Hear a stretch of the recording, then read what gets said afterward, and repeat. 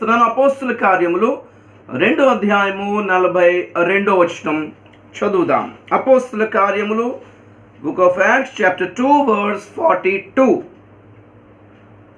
వీరు అపోస్తుల బోధ యందును సహవాసమందును రొట్టె విరుచుట యందును ప్రార్థన చేయుట యందును ఎడతెగక ఉండిరి. పిల్లరా,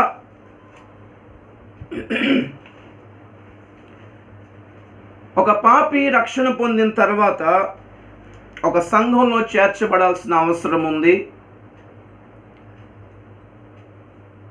ఒక సహవాసంలో చేర్చబడాల్సిన అవసరం ఉంది.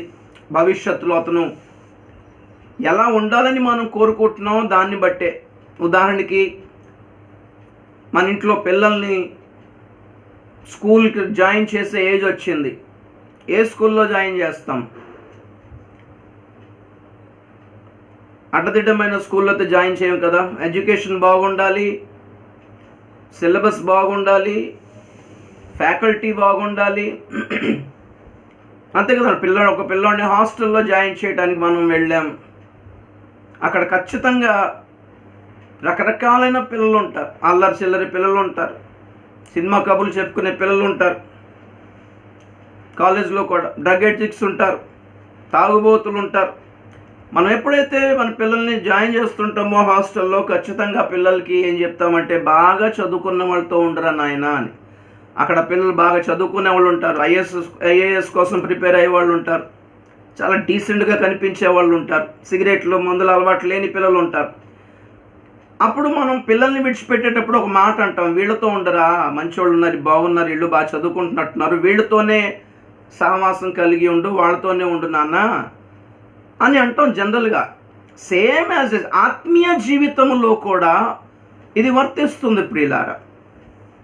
గమనించండి, రక్షణ పొందిన ఒక వ్యక్తికి తాను ఫాలో అవ్వాల్సిన ఒక ప్యాటర్న్ దేవుడిచ్చాడు. ఉపదేశ క్రమము అంటారు దాన్ని. ఉపదేశ క్రమం. ఉపదేశం ఒకటే గొప్పది కాదు, ఉపదేశ క్రమబద్ధమైన ఉపదేశం. యెషయా గ్రంథం 42వ అధ్యాయం 21వ వచనం చదువుతున్నాను, గమనించండి. Book of Isaiah chapter 42 verse 21. యెహోవా తన నీతిని బట్టి సంతోషము గలవాడై ఉపదేశ క్రమం ఒకటి ఘనపరిచి గొప్ప చేశాను. ఉపదేశం అంటే కేవలం ఉపదేశం అనుకున్నారు. క్రమబద్ధమైన డిసిప్లైన్డ్ డాక్ట్రిన్ అన్నమాట. క్రమబద్ధీకరించిన ఉపదేశం ఒకటి ఉంది. ఆది కాండం నుంచి ప్రకటన గ్రంథం వరకు బైబిల్ అంతా తెలిసి ఉండడం గొప్ప కాదు, క్రమమైన ఉపదేశం ఉన్నదా లేదా అనేది చాలా ఇంపార్టెంట్ కదా. Praise the Lord. ఇల్లు కట్టాలి అంటే రాళ్ళు, ఇటుకలు, రాడ్లు, కంకర, సిమెంటు, ఇసుక, ఈ మెటీరియల్ అన్నీ కాకుండా, ఇవే కాకుండా దాన్ని క్రమంగా కట్టడం కూడా తెలిసి ఉండాలి.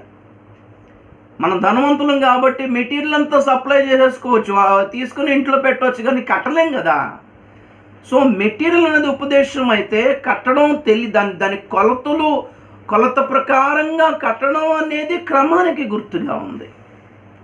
సో మన ఆత్మీయ జీవితాలు క్రమంగా పెరగాలి అంటే, క్రమంగా మనం కట్టబడాలి అంటే, అనగా నిన్న చెప్పినట్టుగా క్షేమాభివృద్ధి అంటే కట్టబడుట, అభివృద్ధి చెందాలి. ఎలాంటి అభివృద్ధి అంటే సదాకాలం వరకు క్షేమంగా ఉండగలిగినట్లు మన ఆత్మీయ జీవితానికి కానీ, మన విశ్వాస జీవితానికి కానీ, మన రక్షణకు కానీ, మన పరిశుద్ధత కానీ, ఏ దారిలో ఏ ఢోకా లేకుండా, ఏ ప్రమాదానికి గురి కాకుండా, అటు ఇటు కొనిపోబడకుండా, అటు ఇటు జారిపోకుండా అభివృద్ధిలో క్షేమం ఉండాలి, క్షేమాభివృద్ధి ఉండాలి. లాస్టింగ్గా ఎలా కట్టబడాలి అంటే, మనం ఫాలో అవ్వాల్సిన ప్యాటర్న్ ఏంటి అంటే, దాని పేరే అపోస్తుల బోధ అన్నది బైబిల్. ఆదిమ సంఘానికి అపోస్తులు ఏమి చెప్పారో, ఏమి నేర్పించారో అండ్ ఏమి చూపించారో, 3 థింగ్స్ గమనించండి. యేసు ప్రభు లైఫ్ కూడా అంతే. అపోస్తుల కార్యములు 1వ అధ్యాయము 1వ వచనం చదువుతున్నాను. Acts chapter 1 verse 1.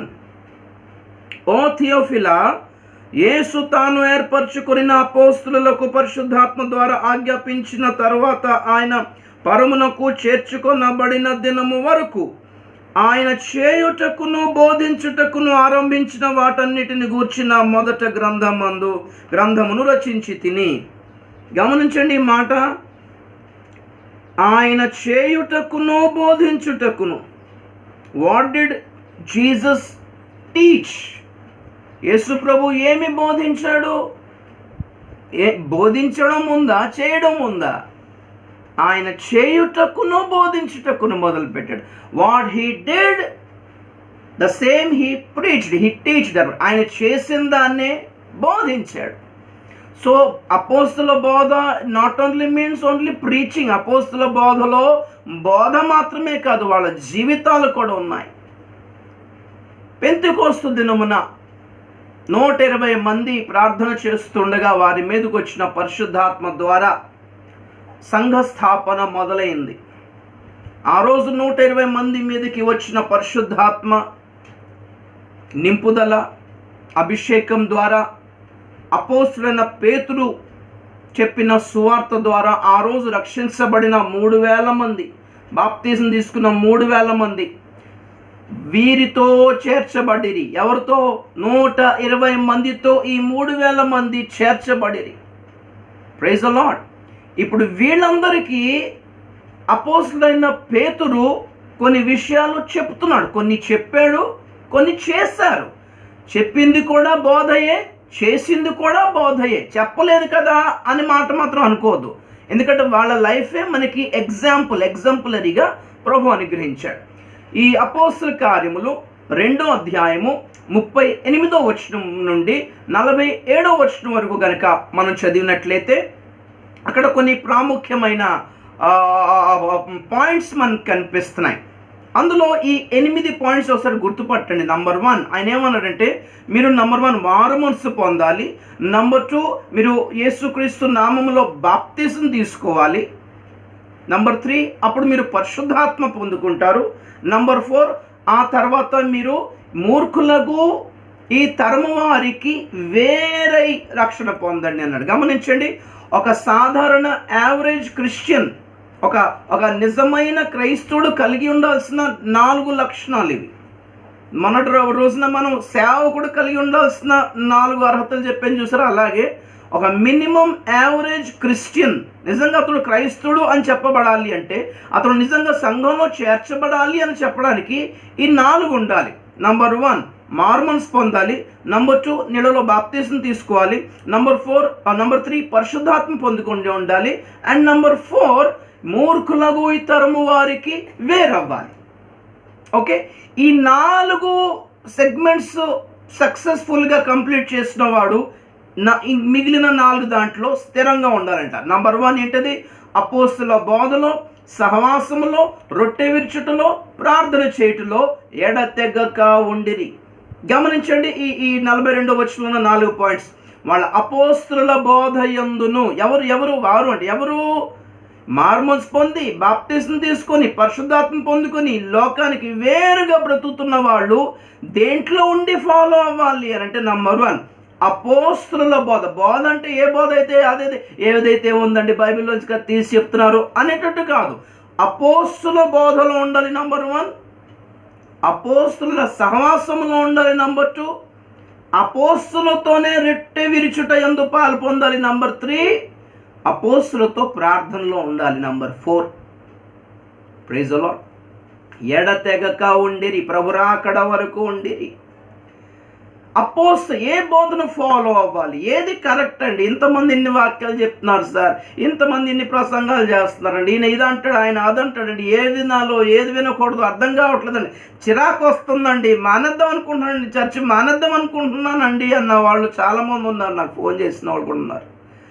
ఏంటో నాకు ఈ సేవ చేయాలనిపించట్లేదు అనే సేవకులు కూడా ఉన్నారు నా ఫ్రెండ్స్ కొంతమంది. అబ్బా నాకు చిరాకు ఉంది, మీరు ఇది అంటున్నారు, ఆయన అదంటున్నాడు, ఈయన ఇది అంటున్నాడు, ఏంటండి అనుకొని కన్ఫ్యూజన్కి గురైపోయి విరక్తి అనిపించి వెనక్కి వెళ్ళిపోయిన వాళ్ళు చాలామంది ఉన్నారు.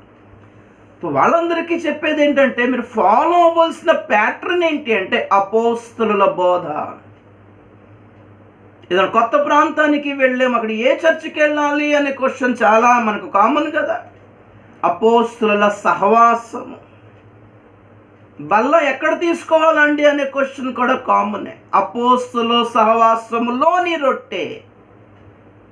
ఎవరితో కలిసి ప్రార్థన చేయాలి? అందరు ప్రార్థన పరులే బాగా. మా అక్క ఒకరు ఒక చోటుకి వెళ్ళారు రీసెంట్లీ. అక్కడ పాస్టర్ అమ్మ రాత్రి పగలు ప్రార్థన చేస్తున్నారంట. ప్లేస్ చెప్పను కానీ మనకి ఆంధ్రాలోనే. చాలా సంతోషం అనిపించిందంట. మాకు ఎంత ప్రార్థన పొద్దున్న 4 గంటలు లేచి ఎర్లీ మార్నింగ్ ప్రేయర్ అంట. మా అక్క కూడా తను కూడా సేవకు సమర్పించుకుంది. వాళ్ళతో కలిసి ప్రార్థన చేస్తూ ఆత్మలో నిండుకొని భాషలు మాట్లాడుతుంటే ప్రార్థన అంతా అయిపోయిన తర్వాత వాళ్ళు అన్నారంట, ఏంటక్క మీరేంటి మాట్లాడేది భాష అని. అది ఆత్మతో నిండుకున్నాను, అన్ని భాషలు వచ్చాయి అన్నదట. అలాగెలాగ ఉంటుంది అన్నారంట వాళ్ళు. అదేంటి పరిశుద్ధాత్మ మీరు పొందుకోలేదా అంటే, అమ్మో అంత భాగ్యమా, అది దేవుడు అందరికి ఇస్తాడేంటి, అలా మేము అలా నమ్మం, అలాగా అది కాదు అట్లా. పరిశుద్ధాత్మ ఏంటి, మన దగ్గర రావడం ఏంటి, మనలో ఉండడం ఏంటి, అన్ని ఒట్టి మాటలు ఇవన్నీ. ప్రార్థన చేయాలి, దేవునికి గౌరవం ఇవ్వాలి, ఆ విధంగా మాట్లాడుతున్నారంటండి. అంటే పరిశుద్ధాత్మ కూడా పొందుకోకుండా, భాషలు కూడా మాట్లాడుకోకుండా దీర్ఘ ప్రార్థన చేయగలిగిన ప్రార్థనా పరులు ఉన్నారనే కదా అర్థం. కాబట్టి ప్రార్థన చేసినంత మాత్రమే ఎవ్రీథింగ్ ఈజ్ వ్యాలిడ్ అని అనుకునేరు. నో నో నో నో, ప్రతిదీ వ్యాలిడ్ కాదు. మనం చెప్పాను కదా, శాస్త్రులు పరిచయులు కూడా దీర్ఘ ప్రార్థనలు చేసేవారంట. Of no use. రాత్రి పగలు ప్రార్థన, స్తుతులు స్తోత్రాలు చేస్తారంట వాళ్ళంతా, కానీ భాషలు మాట్లాడరంట. పరిశుద్ధాత్మను విశ్వాసి మామూలు అలాగని మరి వేరే వాళ్ళు కాదు, మంచి పెంతుకొస్ట్ టైపు ఆ సంఘాల బోధలు మళ్ళీ వాళ్ళు పరిశుద్ధాత్మను మాత్రం తృణీకరిస్తూ, తిరస్కరిస్తూ, వ్యతిరేకిస్తూ ఉన్న స్వభావాలు వాళ్ళలో కనబడుతున్నాయి. కనుక పిల్లారా, మన సహవాస దోషం అంటారు చూసారా, 6 నెలలు సహవాసం చేస్తే వారు వీరవుతారు. మూర్ఖుల సహవాసం చేయవాడు మూర్ఖుడు అవుతాడు, జ్ఞానుల సహవాసం చేయవాడు జ్ఞాని అవుతాడు. కాబట్టి మన సహవాసము అపోస్తులతో ఉండాలి. మన విని పాటించాల్సిన బోధ అపోస్తుల బోధ అయి ఉండాలి. అన్నగారు చెప్పినట్లుగా నిజంగా చాలామందికి ఈ కాలంలో అపోస్తులు కూడా ఉన్నారా అనే డౌట్లో చాలామంది ఉండడం చాలా కామన్గా కనబడుతుంది. అపోస్తుల పరిచర్య ఉన్నప్పుడు అపోస్తులు ఉండరా? గమనించండి, అపోస్తులున్న పౌలు చెప్పిన మాట ఒకటి చదువుదాం. ఫిలిప్పీ పత్రిక 3వ అధ్యాయము 17వ వచనం చదువుతున్నాం. ఫిలిపియన్స్ 3:17. సహోదరులారా, మీరు నన్ను పోలి నడుచుకొనుడి, మేము మీకు మాదిరి అయ్యున్న ప్రకారము నడుచుకుని వారిని గురిపెట్టి చూడుడి. నిజంగా ఇప్పుడు కనుక జనరల్గా ఏమంటామంటే, ఫాలో అవ్వాలంటే ఒక దైవజనుణ్ణి దృష్టిలో పెట్టుకుని నడవాలి అంటే, ఇప్పుడు పౌలు గారు లేరు భూమి మీద, పేతురు గారు లేరు భూమి మీద, యోహాను గారు లేరు భూమి మీద. మరి ఎలా ఫాలో అవ్వాలంటే పౌలు చెప్తున్నాడు, నన్ను చూచి నడుచుకోనండి. మరి మీరు లేరు కదా సార్ అంటే, నన్ను పోలి నడుచుకుంటున్న వారినే గురిపెట్టి చూడండి. నేను అదే అంటున్నాను. అపోస్తుల బోధ మాత్రమే కాదు, అపోస్తుల లైఫ్ స్టైల్ కూడా కావాలి. అదే అపోస్తులు అంటే. ఇదే మాట 4వ అధ్యాయంలో 9వ వచనం చూడండి, ఇంకా బాగుంటుంది. ఫిలిప్పీ పత్రిక 4:9 మరియు మీరు నా వలన ఏవి నేర్చుకొని అంగీకరించితిరో, నాయందున్నట్టు ఏవి వింటిరో, ఏవి చూచితిరో అట్టి వాటిని చేయుడి, అప్పుడు సమాధానకర్తయగు దేవుడు మీకు తోడయుండును. ఒట్టిగానే తోడుగా ఉంటాడా? తోడుగా ఉండు నాయనా, తోడుగా ఉండు నాయనా అని పాటలు పాడేస్తే ఉంటాడా? కాదు కదండి. ఎప్పుడంట, మీరు నా వలన ఏవి విని నేర్చుకున్నారో, ఏవి నేర్చుకొని అంగీకరించితిరో, ఏవి నాయందున్నట్టుగా ఏవి వింటిరో, ఏవి చూచితిరో అట్టి వాటిని చెయ్యండి, అది ఫాలో అవ్వండి అంటున్నాడు. ఏం విన్నారో అదే కాదు, ఏం చూసారో అది కూడా ఫాలోయింగ్ అంటండి. So we better careful about our doctrine and our life style also. మన ప్రవర్తన, మన మాటలు, మన నడవడి, మన వినికిడి, మన ఆశలు, మన కోరికలు, మన యాక్టివిటీస్ కూడా చాలా కేర్ఫుల్గా ఉండాలి అని పౌలు గారు ఈ మాటను బట్టి మనకి హెచ్చరిక చేస్తున్నాడు సేవకులంగా. దేవునికి స్తోత్రం కలుగును గాక. ఇదే మాట అపోస్తలుడైన యోహాను చెప్తున్నాడు. 1 యోహాను పత్రిక 1వ అధ్యాయము 3వ వచనం గమనించండి. ఓకే, 3వ వచనం చదువుతున్నాను, గమనించండి. మాతో కూడా మీకును సహవాసము కలుగునట్లు మేము చూచిన దానిని వినిన దానిని మీకు తెలియజేయుచున్నాము. మన సహవాసం అయితే తండ్రితో కూడాను ఆయన కుమారుడిని యేసుక్రీస్తుతో కూడాను ఉన్నది. దేవునికి స్తోత్రం కలుగును గాక. ఏంటంటున్నాడు? మాతో కూడా మీకు సహవాసం కలుగునట్లు మేము చూచిన దానిని వినిన దానిని మీకు తెలియజేయుచున్నాం. మాతో సహవాసం ఎందుకు కలిగి ఉండాలి అంటే, మా సహవాసం దేవునితో ఉంది, మరి మీరు మాతో కలిస్తే దేవునితో కలిసినట్టే అంటున్నాడు. సో అపోస్తలుల బోధ, అపోస్తలుల సహవాసం బోత్ ఆర్ కంబైన్డ్. అపోస్తలుల బోధలో కూడా నిలిచి ఉండాలి, అపోస్తలుల సహవాసంలో కూడా నిలిచి ఉండాలి. సో ఈ 8 పాయింట్స్ మీరు నోట్ చేసుకుని ఉంటారని ఆశిస్తున్నాను. నంబర్ 1, అపోస్తలులు బోధించిన బోధలో మొత్తం 16 పాయింట్స్ ఉన్నాయి. అన్నీ ఎక్స్ప్లెయిన్ చేయను, కానీ 16 పాయింట్స్ కావాలి అంటే మీరు రాసుకోవచ్చు. నంబర్ 1, మారు మనసు. అపోస్తలుల కార్యం 2వ అధ్యాయం 38వ వచనం దగ్గరలోని మాట దగ్గర నుంచి మనం మొదలు పెడితే, జస్ట్ మీకు పాయింట్స్ చూపిస్తాను. ఎక్స్ప్లెయిన్ చేయాల్సిన పాయింట్స్ ఇంకా వేరేగా ఉన్నాయి, నేను ముందుకెళ్తాను. అపోస్తలు యాక్ట్స్ 2:38 దగ్గర నుంచి మొదలు పెట్టాడు పేతురు. అందులో మీరు గమనించండి. నంబర్ 1, మారు మనస్సు పొందాలి. నంబర్ 2, బాప్తిసం తీసుకోవాలి నీళ్లలో. నంబర్ 3, పరిశుద్ధాత్మ పొందుకోవాలి.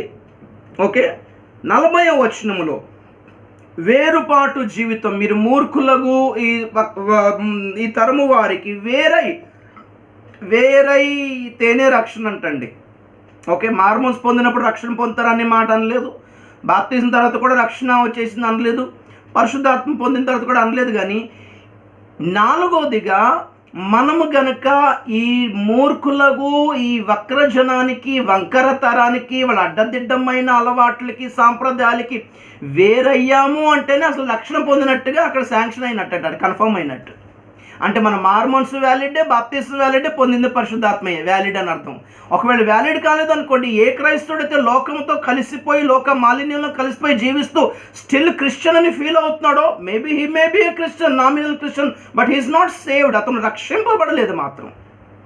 రక్షణ ఎప్పుడు కన్ఫర్మ్ అంటే, మారుమనసు పొందాలి, బాప్తిసం తీసుకోవాలి, పరిశుద్ధాత్మ పొందుకోవాలి. పరిశుద్ధాత్మ పొందిన తర్వాత పరిశుద్ధాత్మ చేసే పని ఏంటంటే నేను వేరుగా తీసుకెళ్తాడు. యేసు ప్రభు బాప్తిసం తీసుకున్నాడు, పరిశుద్ధాత్మ పొందుకున్నాడు. పరిశుద్ధాత్మ ఏం చేశాడు?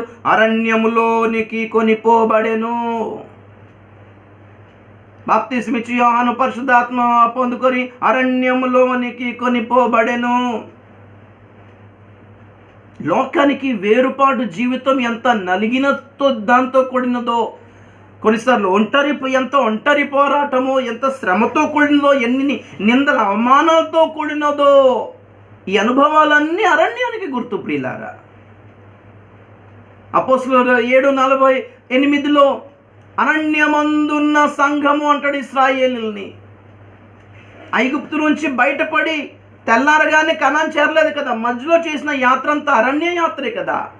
రక్షించబడిన క్రైస్తవుడికి ఈ లోకము అడవి లాంటిది, అరణ్యం లాంటిది. ఈ వేరుపాటు ఎందుకు అనేది ఆ మాట ఎందుకు వచ్చిందో చిన్న ఎక్స్ప్లెనేషన్ ఇచ్చానంతే. ఈ వేరుపాటు తర్వాత ఏం జరిగిందంటే, అపోస్తలుల బోధలో నిలిచి ఉండాలి, అపోస్తలుల సహవాసంలో నిలిచి ఉండాలి. 4, 5, 6, 7 ఆ అపోస్తలులతో రొట్టె విరుచుటలో, బల్లలో కూడా అపోస్తలులతోనే పాలు పంచుకోవాలి. వాళ్ళ చేతుల మీదుగా విరువబడిన రొట్టెలో మనం పాలు పంచుకోవాలి. తర్వాత 8 అపోస్తలులతో ప్రార్థనలో గడపాలి. వాళ్ళు దేనికోసం ప్రార్థన చేశారు? వాళ్ళ ఆశలు ఏంటి? అపోస్తలులు చేసిన ప్రార్థన దేని గురించి చెప్పండి? ప్రార్థన గోపురం పెట్టి వీళ్ళకి స్వస్థత రావాలి, వాళ్ళకి స్వస్థత రావాలని ప్రార్థన చేశారా?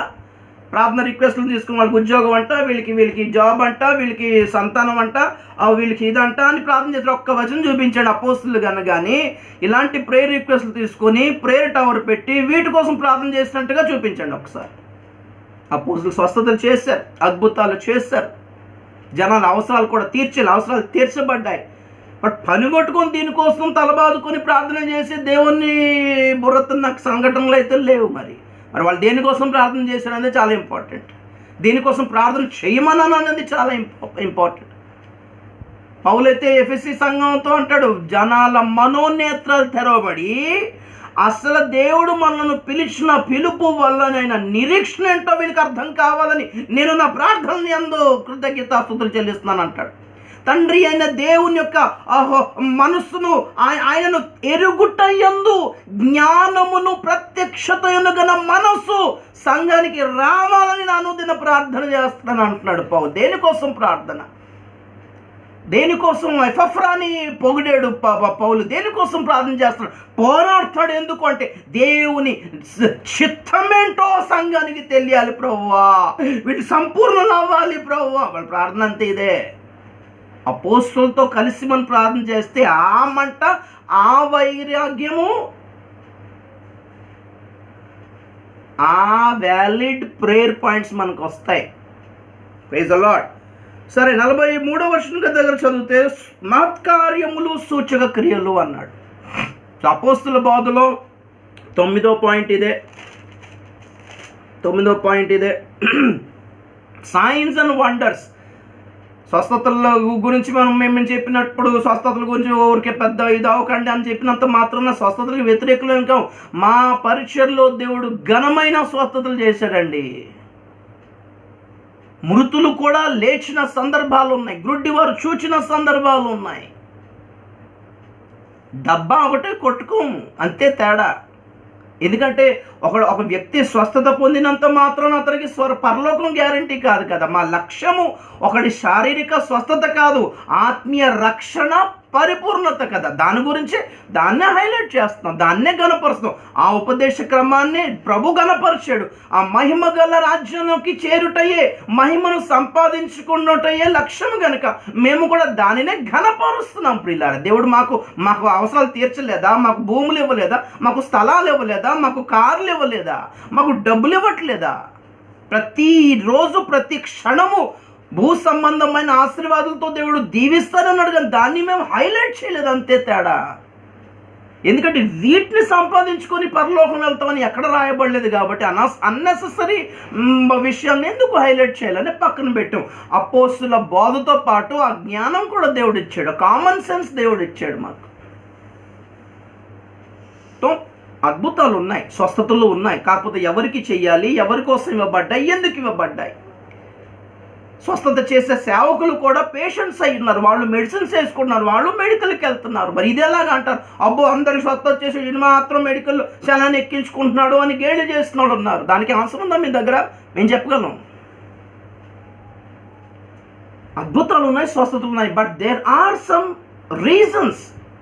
యేసు ప్రభు కూడా స్వస్థతలు చేశాడు, కానీ స్వస్థత ఎప్పుడు బోధించలేదు. పౌలు గారు మనకు క్వశ్చన్ వేశాడు, త్రోఫీము రోగి అయి ఉన్నాడు, అతన్ని మిలేతులో విడిచిపెట్టి తిని, అయ్యో అందరికీ స్వస్థత చేసిన పౌలు తన పుట్టిన ఒక పరిచారకుడికి రోగం అంతా ఎందుకు వదిలేసాడు?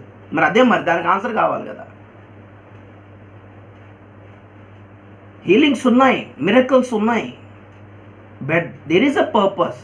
ఒక షార్ట్ కట్లో చెప్పాలంటే అద్భుతాలు ఎందుకు ఇచ్చాడో తెలుసా? యేసు క్రీస్తుకు పునరుద్ధానాన్ని నిరూపించడానికి ఇచ్చాడు. To prove the resurrection of Christ. యేసు క్రీస్తులో సజీవుడు, మేము మాట్లాడే దేవుడు, మేము చెప్తే చేసే దేవుడు. చూడండి, కావాలంటే ప్రభువా ఈ బిడ్డను కనికరిస్తున్నా, ఆయన భయంకర రోగంతో ఉన్నాడు తండ్రి, నువ్వు చేయకపోతే ఎవరు చేస్తారు ప్రభువా, నీ గాయాల్లో స్వస్థత కదా నాయన అని ప్రార్థన చేయగానే స్వస్థత వచ్చేసింది అనుకోండి, అతనికి ఒక నమ్మకం కదమ్మో యేసు బతుకున్నాడైతే అన్న నమ్మకం కలగడానికి అద్భుతాలు ఇచ్చాడు. బ్రదర్ సిస్టర్, మనం క్రైస్తవులం, మనకెందుకండి అద్భుతాలు? మనం నమ్మలేదా? అన్యజనులకి అద్భుతాలు ఆర్ మెంట్ ఫర్ జెంటైల్స్. యేసు యొక్క శక్తిని వాళ్ళు రుచి చూడాలని, రుజుపూర్వకంగా ఆయన బ్రతికే ఉన్నాడు, సజీవుడు, ఆయన సమాధుల్లో లేడని నిరూపించడానికే ఇవ్వబడ్డాయి. సో నా పాయింట్స్ అని ఇవి కాదు, కానీ జస్ట్ పాయింట్స్లో వస్తుంది కాబట్టి మీరు కన్ఫ్యూజ్ అవ్వకూడదని ఒక మాట చెప్పేసి. అద్భుతాలు ఉన్నాయి, దేనికి ఉన్నాయి, ఎలాగున్నాయి, ఎలా సంపాదించాలి, ఎప్పుడు ఎక్స్పెక్ట్ చేయాలి, వెన్ కెన్ వి ఎక్స్పెక్ట్ అని మిరాకిల్. పౌలు శిలలో ప్రార్థన చేశారు, జైల్లో ఉన్నప్పుడు. ఆ జైలు అంతా బద్దలైపోయింది, సంఖ్యలన్నీ ఊడిపోయాయి, గొప్ప ఉద్యమం. ఇంకోసారి పౌలు గారు జైల్లో ఉన్నాడు, అప్పుడు పాటలు పాడాడు. ఈసారి ఏ అద్భుతం జరగదు, తెల్లాసరికి తలకాయ తీసేసాడు. మరి ఒక్కోసారి అద్భుతం ఎందుకు జరిగింది, ఇంకోసారి అద్భుతం ఎందుకు జరగలేదు? పేతురు గారు జైల్లో ఉన్నప్పుడు సంఘం ప్రార్థన చేసింది, దేవదూత వచ్చాడు, విడిపించాడు, స్తోత్రం, అద్భుతం, వాటి మిరాకిల్ అనుకున్నారు. కొన్నాళ్ళ తర్వాత మరలా పేతురుని జైల్లో పెట్టారు, అప్పుడు సంఘం ప్రార్థన చేశాడు, ఈసారి అద్భుతం జరగల, పేతురుని తలకిందులుగా సిలువేశారు. ఒకసారి ఎందుకు జరిగింది అద్భుతం, ఇంకోసారి ఎందుకు జరగలేదు అద్భుతం? ఒక్కోసారి ఆశ్చర్యకరంగా దేవుడు తప్పిస్తున్నాడు, ఒక్కోసారి భరించాల్సిన పరిస్థితి వచ్చేస్తుంది. కొన్ని రోగాలు, కొన్ని ఇబ్బందులు, కొన్ని నిందలు, కొన్ని అవమానాలు, కొన్ని యాక్సిడెంట్స్ అయినా ఎదుర్కొని వెళ్ళాల్సి వస్తుంది పరిస్థితి. కొన్నిసార్లు ఏమో తప్పించేస్తాడు, తప్పించినప్పుడే సాక్ష్యమా, భరించి అందులోంచి బయటపడినప్పుడు సాక్ష్యం కాదా? స్వస్థత అయితేనే సాక్ష్యమా, చచ్చిపోతే నరకానికి వెళ్ళిపోతామా? క్రైస్తవుడు రోగంతో చచ్చిపోతే నరకానికి వెళ్ళిపోతాడా? స్వస్థత మాత్రమే సాక్ష్యం కాదండి, ఇన్ని భరించిన దేవుణ్ణి పట్టుకొని ఉన్నాం చూసారా, ఇది సాక్ష్యం. అంటే ఈ అద్భుతాలు జరగకపోయిన ప్రభుని మాత్రం విడిచిపెట్టలేదయ్యా అనే సాక్ష్యం, ఘనమైన సాక్ష్యం ప్రియులారా. అలాంటి వాళ్ళు, ఈ స్వస్థత పొందిన వాళ్ళు, ఆశీర్వాదాలు పొందిన వాళ్ళు భూమి మీద వాళ్ళ ఫలం పొందేశారు. కానీ ఎవరైతే భరిస్తూ తిప్పలు పడుతూ విశ్వాసాన్ని కోల్పోకుండా సాగిపోతున్నారో వాళ్ళకి శ్రేష్టమైన బహుమానం ఉంచబడి ఉంది పరలోకంలో. Yes, we can expect miracles, but miracle జరగలేదా, just go on, move on, అంతే, వెళ్ళిపోను ముందుకి. రైట్. 9వ పాయింట్లో అద్భుతాలు. 10వ పాయింట్లో వాళ్ళు తమ చరస్థిరాస్తులు అమ్మేసి అపోస్తుల పాదాల దగ్గర పెట్టారంటండి. ఇచ్చుట, దశం భాగం దగ్గర నుంచి మొదలుపెట్టి, స్వేచ్ఛార్పణ దగ్గర నుంచి మొదలుపెట్టి, ప్రతిష్టార్పణ దగ్గర నుంచి మొదలుపెట్టి, పాత నిబంధనలో ఉన్న 4 రకాలైన బలులు, రక్తం లేని బలుల్లో 4 రకాలు ఉన్నాయి, కొత్త నిబంధనలు కూడా ఉన్నాయి, ఇచ్చేది ఉన్నాయి, sacrifices are there, offerings are there. దాని గురించిన బోధ అపోస్తుల బోధలో ఒక భాగం, స్వస్థతలు కూడా ఒక భాగమే, కానుకలు ఇచ్చుట కూడా ఒక పాయింటే. 11వ పాయింట్ ఏమనగా వాళ్ళు దేవునిని స్తుతించుచు అన్నాడు 46వ వచనంలో. Praise and worship, there is praise and worship. అక్కడ 8వ పాయింట్లో ప్రార్థన చూస్తే not only prayer, they should be praise and worship. సంఘంలో స్తుతి ఆరాధనలు ఉండాలి. ప్రార్థనకి స్తుతి ఆరాధనకి తేడా ఏంటి? ప్రార్థన చేయగలిగిన కార్యాలు ఏంటి, స్తుతులు చేయగలిగిన కార్యాలు ఏంటి? Praise the Lord. ఇవన్నీ తెలిసి ఉండాలి. 12వ పాయింట్ మనకి వెళ్ళాలి అంటే హెబ్రీ పత్రిక 6వ అధ్యాయం దగ్గరికి వెళ్ళాలి. హెబ్రీ పత్రిక 6వ అధ్యాయము 1వ వచనం నుండి చదువుతున్నాను. ఇక్కడ 6 పాయింట్లు ఉన్నాయి. ఓకే, అపోస్తుల కార్యంలోనేమో 11 పాయింట్లు చూసాము, మిగిలిన 5 పాయింట్లు మనం ఇక్కడ హెబ్రీ పత్రిక 6వ అధ్యాయం 1 నుంచి చదువుతున్నాను, గమనించండి మీరు. కాబట్టి నిర్జీవ క్రియలను విడిచి మారు మనసు పొందుటయు, నంబర్ 1. నంబర్ 2, దేవుని యందు విశ్వాసమును. నంబర్ 3, బాప్తిసములను గూర్చిన బోధయు. నంబర్ 4, హస్త నిక్షేపణమును. నంబర్ 5, మృతుల పునరుద్ధానమును. నంబర్ 6, నిత్యమైన తీర్పును. అనుపునాది మరల వేయక క్రీస్తును గూర్చిన మూలోపదేశం అని సంపూర్ణులగుటకు సాగిపోదుము. ఇది ఫైనల్. ఇటు గమనించండి, మారు మనసు, బాప్తిసము, ఈ 2 పాయింట్స్ మనకి అపోస్తుల కార్యంలో ఉన్నాయి కనుక దానిని మనం ఇక్కడ ప్రస్తావించక్కర్లా. అది మొదటి 2 పాయింట్స్లో ఉన్నాయి. అపోస్తుల బోధలోని 16 పాయింట్స్లో మిగిలిన అంశం ఏంటి అనగా నంబర్ 12 పాయింట్లో దేవుని యందు విశ్వాసం. విశ్వాసం అంటే ఏంటి? విశ్వాసం అనేది ఒక మర్మం. ఎలా వస్తుంది? దేవుడిస్తే మనం కలుగుతుందా, మన డిసిజన్ అది అనేది చాలా ఇంపార్టెంట్. విశ్వాసము నంబర్ 12. నంబర్ 13లో హస్త నిక్షేపణ, తల మీద చేతులు పెట్టుట. ఎవరికి అధికారం ఇచ్చాడు తల మీద చేయి పెట్టడం? ఎవరి చేతులు మన తల మీద పడుట మేలు, ఎవరి చేయి మన తల మీద పడితే భస్మం అయిపోతాం, సర్వనాశనం అయిపోతాం. తెలిసి ఉండాలి ఎవరికి చేయి పెట్టే అధికారం ఉంది, తెలిసి ఉండాలి. హస్త నిక్షేపణ చేయబడి సేవకు వెళ్ళి ఉండాలి, బయటకు వచ్చి ఉండాలి. హస్త నిక్షేపణ యొక్క బోధ. తర్వాత మృతుల పునరుద్ధానము. దేవునికి స్తోత్రం కలిగాక. పునరుద్ధాలు ఎన్ని రకాలు ఉన్నాయి. రాకడలో ఎత్తబడినప్పటికీ పరలోకంలో వెళ్ళిన వాళ్ళందరూ ఒకే పునరుద్ధానములో ఉండరు. పునరుద్ధానాల వరుసలు ఉన్నాయి, ఇవి తెలిసి ఉండాలి. ఓకే. అండ్ తర్వాత నిత్యమైన తీర్పు, దేవుని తీర్పులు, దేవుని ఉగ్రత. అసలు దేవుడు ప్రేమించే దేవుడు తీర్పు ఎందుకు తీరుస్తున్నాడు? పరలోకాన్ని తయారు చేసిన దేవుడు నరకాన్ని ఎందుకు తయారు చేశాడు, నరకాన్ని దేవుడు తయారు చేశాడా అనేది చాలా ఇంపార్టెంట్. ఇక్కడ తీర్పులు ఎందుకు వస్తాయి, ఎలాగ వస్తాయి, కోపగించుకోగలడా దేవుడు, ప్రేమించేవాడు కదా. How can a loving God punish somebody in హెల్? చాలా క్వశ్చన్స్ ఉన్నాయి. ఫారినర్స్ అయితే అసలు నమ్మరు. దేవుడు ప్రేమిస్తాడనే వాక్యాన్ని ఎంత నమ్ముతున్నారో, దేవుడు శిక్షిస్తాడనే మాటను అస్సలు నమ్మలేకపోతున్నారు. దాన్ని చింపాలు పడేస్తున్నారు బైబిల్ నుంచి, ఎడిటింగ్ చేసుకుంటున్నారు. అలాంటి ఎడిట్ చేయబడిన పల్చటి బైబిల్ రాబోతుంది భవిష్యత్తులో, కన్వీనియంట్గా ఉండేవి, బాధకరంగా నరకం గురించి లేనివి, ఉగ్రత గురించి లేనివి, శిక్షల గురించి లేనివి, ఇబ్బందిగా కాంప్లికేటెడ్గా అనిపించిన వచనాలన్నీ తీసి పడేసి ప్రేమ, జాలి, క్షమాపణ, పరలోకం అనే పదాలు మాత్రమే ఉండే బైబిల్ రాబోతుంది భవిష్యత్తులో. తీర్పుల గురించిన బోధ చేయబడి ఉండాలి. లాస్ట్కి సంపూర్ణులగుటకు సాగిపోదు. 16 పాయింటే పరిపూర్ణత ప్రియుల. సో ఈ 16 అంశాలే అపోస్తలులు సంఘానికి కొన్ని బోధించారు, కొన్ని చూపించారు ప్రియులారా. దేవునికి స్తోత్రం కలుగాక. ఒక యావరేజ్ క్రిస్టియన్ నేర్చుకోవాల్సిన పాయింట్స్ ఇవన్నీ 15. ఇవన్నీ దాటి ప్రాక్టికల్ లైఫ్లోకి వెళ్తే 16వదిగా పరిపూర్ణతలోనికి వెళ్తారు. సంఘము పరిపూర్ణత సంపాదించుకుంటుంది, వయస్సు వచ్చినదై ఉంటుంది, యేసుక్రీస్తుతో వివాహం చేయబడే అర్హతలు, యోగ్యతలు సంపాదించుకుంటుంది. మొన్నటి దినం అన్నగారు చెప్పినట్లుగా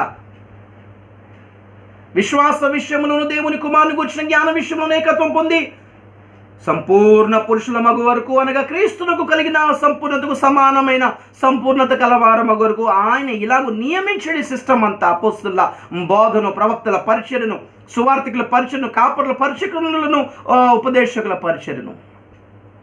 ప్రైజ్ ది లార్డ్. ఓకే, ఒక మాటను మనం చదువుదాం.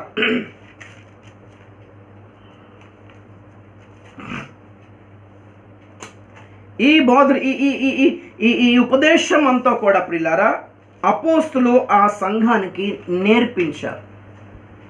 దానిని ఫాలో అవుతున్నామంటే కరెక్ట్ ట్రాక్లో మనం ఉన్నట్టు. దానిని మనం ఫాలో అవ్వట్లేదు అని అంటే ఎక్కడో దారి తప్పిపోయాము అన్నట్టుగా ప్రియులారా. అన్నగారు చెప్పినట్టుగా అపోస్తుల బోధ అని ప్రత్యేకంగా చెప్పాల్సిన అవసరం ఎందుకు వచ్చింది? అక్కడ వాక్యాన్ని వాక్యమందు స్థిరంగా ఉండండి అంటే అయిపోయేది కదా. బైబిల్ బాగా చదువుకోండి అంటే అయిపోయేది కదా. బైబిల్ అంతా చదవడం, బైబిల్ అంతా వినడం, వాక్యం అంతా వినడం, మీటింగ్లు వెళ్ళిపోయి కూర్చొని ప్రసంగాలు వినడం కాదు. అపోస్తలుల శైలిలోని ఒక బోధ ఉంది. దానిని కాపాడమని యూదా పత్రికలో చెప్తున్నాడు. మొదటి యూదా పత్రిక 3వ వచనం చూడండి. యూదా పత్రిక 3వ వచనం చదువుతాను, గమనించండి. ప్రియులారా, మనకందరికి కలిగేడు రక్షణను గూర్చి మీకు రాయవలనని విశేషాసక్తి గలవాడనై ప్రయత్నపడుచుండగా పరిశుద్ధులకు ఒక్కసారి అప్పగింపబడిన బోధ నిమిత్తము మీరు పోరాడవలనని మిమ్మల్ని వేడుకొనొచ్చు. మీకు రాయవలసి వచ్చెను. ఎంత మాట చెప్పండి చూడండి. మనకున్న రక్షణ లాంటిదో, ఆ రక్షణ వలన కలిగే ఆ నిరీక్షణ లాంటిదో అది రాద్దామని గొప్ప ఆసక్తితో మొదలు పెట్టేటప్పటికి పరిశుద్ధాత్మ ఏమన్నాడంటే యూదాతోటి, ఆగా నిరీక్షణ తర్వాత చెప్దు కానీ ఆ రక్షణకు సంబంధించిన నిరీక్షణ వీళ్ళలో సఫలమవ్వాలి అంటే వాళ్ళు ఫాలో అవ్వాల్సిన బోధ ఏంటో దానినే ఫాలో అవ్వాలని వాళ్ళకి కొంచెం రాయాలి నాన్న. ఎందుకు అంటే ఈ రక్షణను, నిరీక్షణను, మహిమకు ప్రజలను నడిపించే బోధను కల్తీ చేయబడి గలిబిలి చేసి చెదరగొట్టే బోధలు వచ్చేసాయి. కాబట్టి ఈ ఒరిజినల్ సాలిడ్ నాణ్యమైన ఈ బోధనను కాపాడడానికి పోరాడమని కూడా నువ్వు రాయి అనగానే పాపం యూదా అది అట్లా రాయవలసి వచ్చింది. అసలు ప్లాన్ కాదనమాట. రాస్తూ ఉండగా పరిశుద్ధాత్మను ఆన్ ద స్పాట్ బయలుపరిచాడు ఆ మాటను. ఎందుకంటే లేనిపోని బోధలు విని నమ్మేసామనుకోండి, రక్షణే పోతుంది. టోటల్గా రక్షణ కోల్పోజేసే బోధలు ఉన్నాయి, విశ్వాసం కోల్పోజేసే బోధలు ఉన్నాయి, పరిశుద్ధత కోల్పోజేసేలాగా, నీతిని కోల్పోజేసేలాగా, జ్యేష్ఠుల సంఘంలో పార్ట్ను, తమ మెంబర్షిప్ని కోల్పోయేలాగా, క్యాన్సిల్ అయిపోయేలాంటి బోధలు ఉన్నాయి. కాబట్టి ఏ బోధ అంతం వరకు మనల్ని నిలకడగా ఉంచగలుగుతుందో, రాకడలో యేసు ప్రభుని ఎదుర్కొనేలా చేయగలుగుతుందో ఆ బోధను కాపాడుట యందు పోరాడమని కూడా రాయి అని పరిశుద్ధాత్మ చెప్పాడు. పోరాటమేనంటండి. చూసేట పోరాటం. ఈ అపోస్తుల బోధన కాపాడడం అనేది చిన్న విషయం కాదు. You have to strive, you have to struggle, you have to fight అని అర్థం. ఇక్కడ దెబ్బలు పడాల్సిన పరిస్థితి వచ్చేస్తుంది, నిందలు పడాల్సిన పరిస్థితి వచ్చేస్తుంది, అవమానాలు పడాల్సిన పరిస్థితి వచ్చేస్తుంది సేవకులకి ఈ బోధన కాపాడడానికి. ఆస్తులు కాపాడుకోవడం ఈజీయే,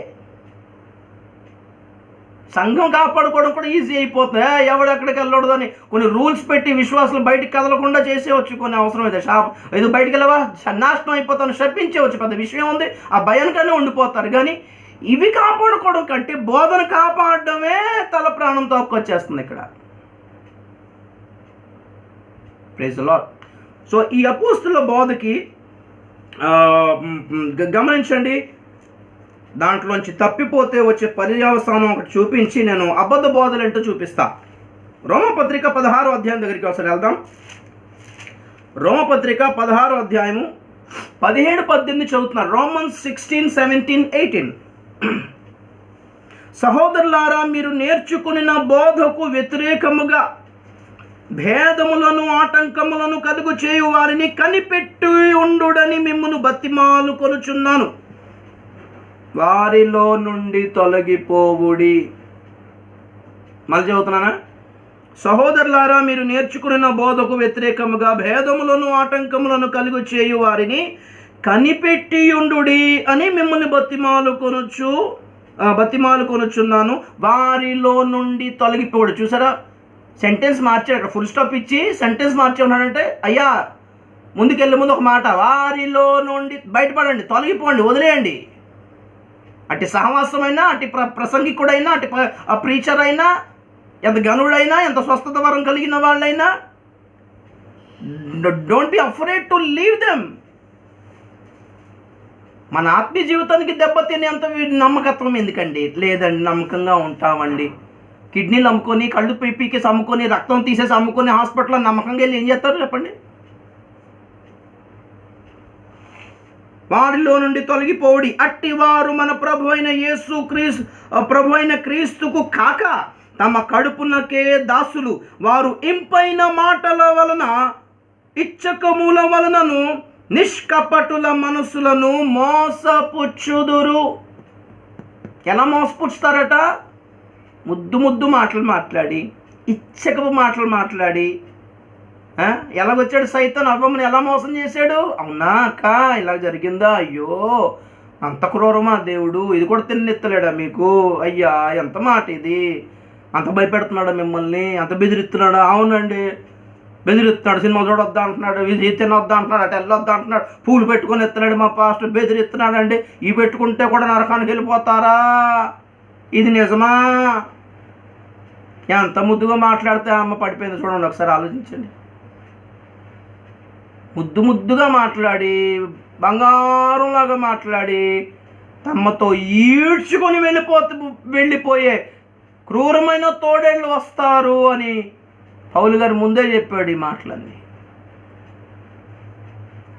యేసు ప్రభు చెప్పిన మాట గమనిద్దాం, జ్ఞాపకం వచ్చింది. నాకు చాలా సంతోషం అనిపించింది ఆ మాట నేను చదివినప్పుడు. యోహాను సువార్త 7వ అధ్యాయము. యోహాను సువార్త 7వ అధ్యాయము. I'm happy to read from 16వ వచనం నుంచి చదువుతాను, గమనించండి. అందుకు యేసు, నేను చేయు బోధ నాది కాదు, నన్ను పంపిన వానిదే. ఎవడైనను ఆయన చిత్తము చొప్పున చేయ నిశ్చయించుకొనిన ఎడల ఆ బోధ దేవుని వలన కలిగినదో లేక నాయంతట నేనే బోధించుచున్నానో వాడు తెలుసుకొనును. తనంతట తానే బోధించువాడు స్వకీయ మహిమను వెతుకును గాని తన్ను పంపిన వాని మహిమను వెతకువాడు సత్యవంతుడు, ఆయన యందు ఏ దుర్నీతియు లేదు. Praise the Lord. ఎంత మంచి మాట చదువుతారు. మళ్ళీ 17వ వచనంలో, ఎవడైనాను ఆయన చిత్తము చొప్పున చేయు నిశ్చయించుకుంటే, దేవుని చిత్తమే చెయ్యాలి ప్రవ్వా, నా సొంత పనులు చేయొద్దు ప్రవ్వా, నాకు చూపి ప్రవ్వా, ఇటెళ్ళాలా ప్రవ్వా, నువ్వు చెప్పిందే చేస్తా ప్రవ్వా, నిన్నే సంతోషపెడతా ప్రవ్వా, నా పేరు రావద్దు ప్రవ్వా, నీకే మహిమ రావాలి ప్రవ్వా, నీ పేరు బయట కనబడాలి ప్రవ్వా, ప్రజలు నా పేరు గుర్తుపెట్టుకునే దానికంటే నీ పేరు గుర్తుపెట్టుకోవాలి ప్రవ్వా అని నిశ్చయించుకున్నవాడంట ఏం చేస్తాడంట, తనకు కలిగిన బోధ, తను వింటున్న బోధ, తను కలుగుతున్న ప్రేరేపణలు దేవుని వలన కలిగినదో లేకపోతే సొంత ఇచ్చల్లోంచి బయటకు, ఈ సొంత ఇచ్చల గురించి చెప్తాను ముందుకెళ్ళాక, దాంట్లోంచి బయటకు వస్తుందో వాడు వివేచించగలుగుతాడంటండి. నేను చేసే ఈ బోధ నాకు ఘనత తెస్తుందా, నన్ను పంపిన వానికి ఘనత తెస్తుందా, నేను ఈ పని చేయడం వల్ల జనం నాకు ఆకర్షితులు అవుతున్నారా, దేవుడికి ఆకర్షితులు అవుతున్నారా, నేను ఈ పని చేయడం వల్ల నాకు లాభమా, దేవునికి లాభమా, ఈ వివేచన చాలా క్లారిటీగా వస్తుందంటండి బోధకులకి. అయితే ఎవరికి? దేవుని చిత్తమే చెయ్యాలని పట్టుదల ఉన్న వాళ్ళకంట. Praise the Lord. దేవుని వలన కలిగిందో లేకపోతే సొంతంగా చెప్తున్నానో తెలుసుకుంటాడంట. తనంతట తానే బోధించువాడు స్వకీయ మహిమను వెతుకుతాడంట. దేవునికి స్తోత్రం కలిగాక. ఎంత మంచి మాట చెప్పాడు యేసయ్య, ఎంత క్లారిటీగా ఉంది. వీటన్నిటి చూచి మనం సేవకుల్ని స్కాన్ చేయాలి, కొన్ని సందర్భాల్లో మనలను మనమే స్కాన్ చేసుకోవాలి. అదే కదా వాక్య ఖడ్గం అంటే, అటుకు వస్తుంది ఇటుకు వస్తుంది. ఎవరి దగ్గర మొహమాట పడాల్సిన అవసరం దేవుడికి లేదు, ఏకపక్షంగా సపోర్ట్ చేయాల్సిన అవసరం దేవుడికి లేదు. విశ్వాసులకి ఎంతో, సేవకులకి ఎంతే, ఉపదేశం దగ్గర, తీర్పు దగ్గర కూడా అంతే, న్యాయపీఠం దగ్గర వెళ్ళినప్పుడు అంతే. విశ్వాసుల లైన్ ఉంటుందో పక్కన, న్యాయపీఠం దగ్గర లెక్క చెప్పుకుంది, సేవకుల లైన్ కూడా ఒకటి ఉంటుంది లెక్క చెప్పుకోవడానికి. బోధిస్తున్నాం కదా అని we're not, it doesn't mean that we're safe, we're exempted. లేదు, దేవునికి స్తోత్రం కలిగిన గాక. సో ఈ అపోస్తల బోధకు ఇవ్వబడిన కొన్ని పేర్లు చూద్దాం ఒకసారి. ఇందాక మనం చదివాం, పరిశుద్ధులకు ఒక్కసారి అప్పగింపబడిన బోధ, యూదా 3వ వచనంలో చదివేమో ఆల్రెడీ. తర్వాత మార్కు సువార్త 1వ అధ్యాయం 27వ వచనంలో క్రొత్త బోధ. అంటే అప్పటి వరకు ఆ మాట చదివితే బాగుంటుంది. యాక్చువల్లీ చాలా లైన్ చదివేస్తే మనకి మళ్ళీ ఒకసారి రిఫ్రెష్ అయిపోతాం. 127 మార్క్. అందరూ విస్మయం ఉంది, ఇదేమిటో, ఇది క్రొత్త బోధగా ఉన్నదే, ఈయన అధికారముతో పవిత్రాత్మలకును ఆజ్ఞాపింపగా అవి ఆయనకు లోబడుచున్నవని ఒకరితో ఒకడు చెప్పుకొనిరి. దేవునికి స్తోత్రం కలిగాక. ఎందుకు అంటే 22వ వచనం చూడండి, మార్కు సువార్త 1:22. ఆయన శాస్త్రుల వలె గాక అధికారం గలవాని వలె వారికి బోధించరు గనుక వారు ఆయన బోధకు ఆశ్చర్యపడేది. ఎవరికి కాంప్రమైజ్ అయ్యే బోధేం కాదు. ఏకపక్షంగా ఒక కులస్తుల వారికే సపోర్ట్ చేసేలాగా, సంఘంలో ఒక వర్గం వారికే సపోర్ట్ చేసేలాగా, ధనవంతులు కాబట్టి బాగా డబ్బులు ఇస్తారు కాబట్టి వాళ్ళకే సపోర్ట్గా మాట్లాడదాం అనేలాగా, చర్చికి ఇంత కానుక ఇస్తారు కాబట్టి, లేకపోతే ఇంక కారు ఏదో కొనిస్తారు కాబట్టి వాళ్ళకి సపోర్ట్గా లాగా, అలా కాదంటండి. ఎవరికి మొహమాటం లేదంట ఏసైకి. ఎవడైతే నాకేంటన్నట్టు మాట్లాడాడు. ఆ శాస్త్రి కూర్చున్నాడు ఆ మీటింగ్లో, పరిసైడు కూర్చున్నాడు ఆ మీటింగ్లో, హేరోదుకు సంబంధించిన అసిస్టెంట్లు కూర్చున్నారు ఆ మీటింగ్లో, రాజకీయ నాయకుడు కూర్చున్నాడు ఆ మీటింగ్లో, లేకపోతే ఎవడు దేవుని పక్షంగా నిలబడిన ప్రవక్త అంటే వాళ్ళే. మొహమాటం లేకుండా బ్రోది, అందుకే ప్రవక్త కంటే గొప్పవాడిని ఇక్కడ ఉన్నానన్నాడు ఆయన. Praise the lord. క్రొత్త బోధ, this is the new doctrine. అరిగిపోయిన రికార్డులాగా, అరిగిపోయిన క్యాసెట్లాగా విన్నదే విని ముందుకెళ్తే కొంచెం అర్థమవుద్ది మనకి. రైట్, క్రొత్త బోధ మార్కు 1:27 చూసాం. తర్వాత 2వ తిమోతి పత్రిక 4వ అధ్యాయం 3వ వచనములో హిత బోధ, ఆరోగ్యకరమైన బోధ, సౌండ్ డాక్ట్రిన్ అంటే, సౌండ్ హెల్త్ అంటారు చూసారా, హిత బోధ, మేలుకరమైన. హిత బోధ అంటే మేలుకరమైనది అని అర్థం. ఫుట్ నోట్లో ఆరోగ్యం కలిగ చేసే బోధ. రోగం వచ్చేస్తున్నా చూసుకోండి ఒక్కసారి. ఆత్మీయతలు అవిటి వాళ్ళం అయిపోతున్నామేమో చూసుకోండి ఒక్కసారి. ఆత్మీయతలు గుడ్డితనం వచ్చేయట్లేదు కదా, ఆత్మీయతలు మూగడం అయిపోవట్లేదు కదా, ఆత్మీయతలో చెవిటడం అయిపోవట్లేదు కదా, ఆత్మీయతలో నిలబడడానికైనా నడవడానికైనా మనం చెప్పాను చూసారు, గజ్జివాడు, గూనివాడు, కొంటివాడు, కాలు విరిగినోడు ఎలాగైతే సేవకుడు అవడానికి అర్హత లేదో, మనం వింటున్న బోధ మనల్ని నడిపించాలి, మనల్ని నిలబెట్టాలి, పోరాటం నేర్పించాలి, చూడగలిగేలా చేయాలి, వినగలిగేలా, మేలైందని వినగలిగేలా చేయాలి, వివేచించగలిగేలా. బ్రెయిన్ డెడ్ అయిపోయిన క్రిస్టియన్స్ లాగా ఉండకూడదండి. బ్రెయిన్ డెడ్ అంటే ఏంటి తెలుసా? బతికే ఉంటాడు కానీ కాలు చేతులు ముక్కు చెవులు నోరు ఏది పని చేయదు. కోమాలో ఉంటారు చూసారు, కోమా, బ్రెయిన్ డెడ్, కోమా, చీమ కొట్టినా తెలియదు. స్పర్శ లేని క్రైస్తవులు. ఎందుకలా? బతికే ఉన్నాడు, కాకపోతే బతికే ఉన్నాడు. మరి ఎందుకు బతుకున్నాడు? మాట్లాడో, చూడో, వెండో, సలాన్లు ఎక్కుతానే ఉంటాయి. పెట్టింది కూడా తినలేడు కూడా, సలాన్లతోనే బతకాలి. ఇక ఆరోగ్యకరమైన బోధ, ఆత్మీయ జీవితంలో ఆరోగ్యంగా ఉంటారని అర్థం. దేవుని సన్నిధిలో నిలబడేది శరీరం కాదు, ఆత్మయే ముందు గనక ఆత్మ ఆరోగ్యంగా నిలబడాలి. దేవునికి స్తోత్రం కలిగిన గాక. అహేశ్వరోషు నెహెంతో అంటాడు, నీకు రోగం ఏమీ లేదు కదా, అలాగున్నావేంటి? ఎందుకంటే రూల్ ప్రకారంగా రోగిష్ఠుడు రాజు సన్నిధిలో నిలబడకూడదు. ఫిలిస్తీన్ల సర్దారు, ఐ థింక్ అతని పేరేంటో, కీష్, రాజైన కీష్, అదే దావీదు పిచ్చోడ్లాగా నటించాల్సి వచ్చింది. ఎందుకంటే పిచ్చోడిని రాజు ఎదుట తీసుకురాకూడదు. రాజు ఎదుట నిలబడడానికి కొన్ని అర్హతలు ఉన్నాయి. He should be healthy, he should be smart, he should be beautiful, he should be handsome. దాని గ్రంథంలో లోపం లేని సౌందర్యము గల వాళ్ళు నిలబడాలి రాజు సన్నిధిలో అని రాయబడం. దేవుని సన్నిధిలో నిలబడడానికి సిద్ధపడమన్నది. అందుకే మరి బోధ ఆరోగ్యంగా ఉంటే ఆత్మీయ జీవితం ఆరోగ్యంగా ఉంటుంది బ్రదర్ సిస్టర్. హల్లెలూయా. 2వ యోహాను పత్రిక 9వ వచనం కూడా ఒకసారి గమనించండి. 2వ యోహాను పత్రిక 2వ యోహాను పత్రిక 9వ వచనం చదువుతున్నా. క్రీస్తు బోధయందు నిలిచి ఉండక దానిని విడిచి ముందుకు సాగు ప్రతివాడును దేవుని అంగీకరింపనివాడు.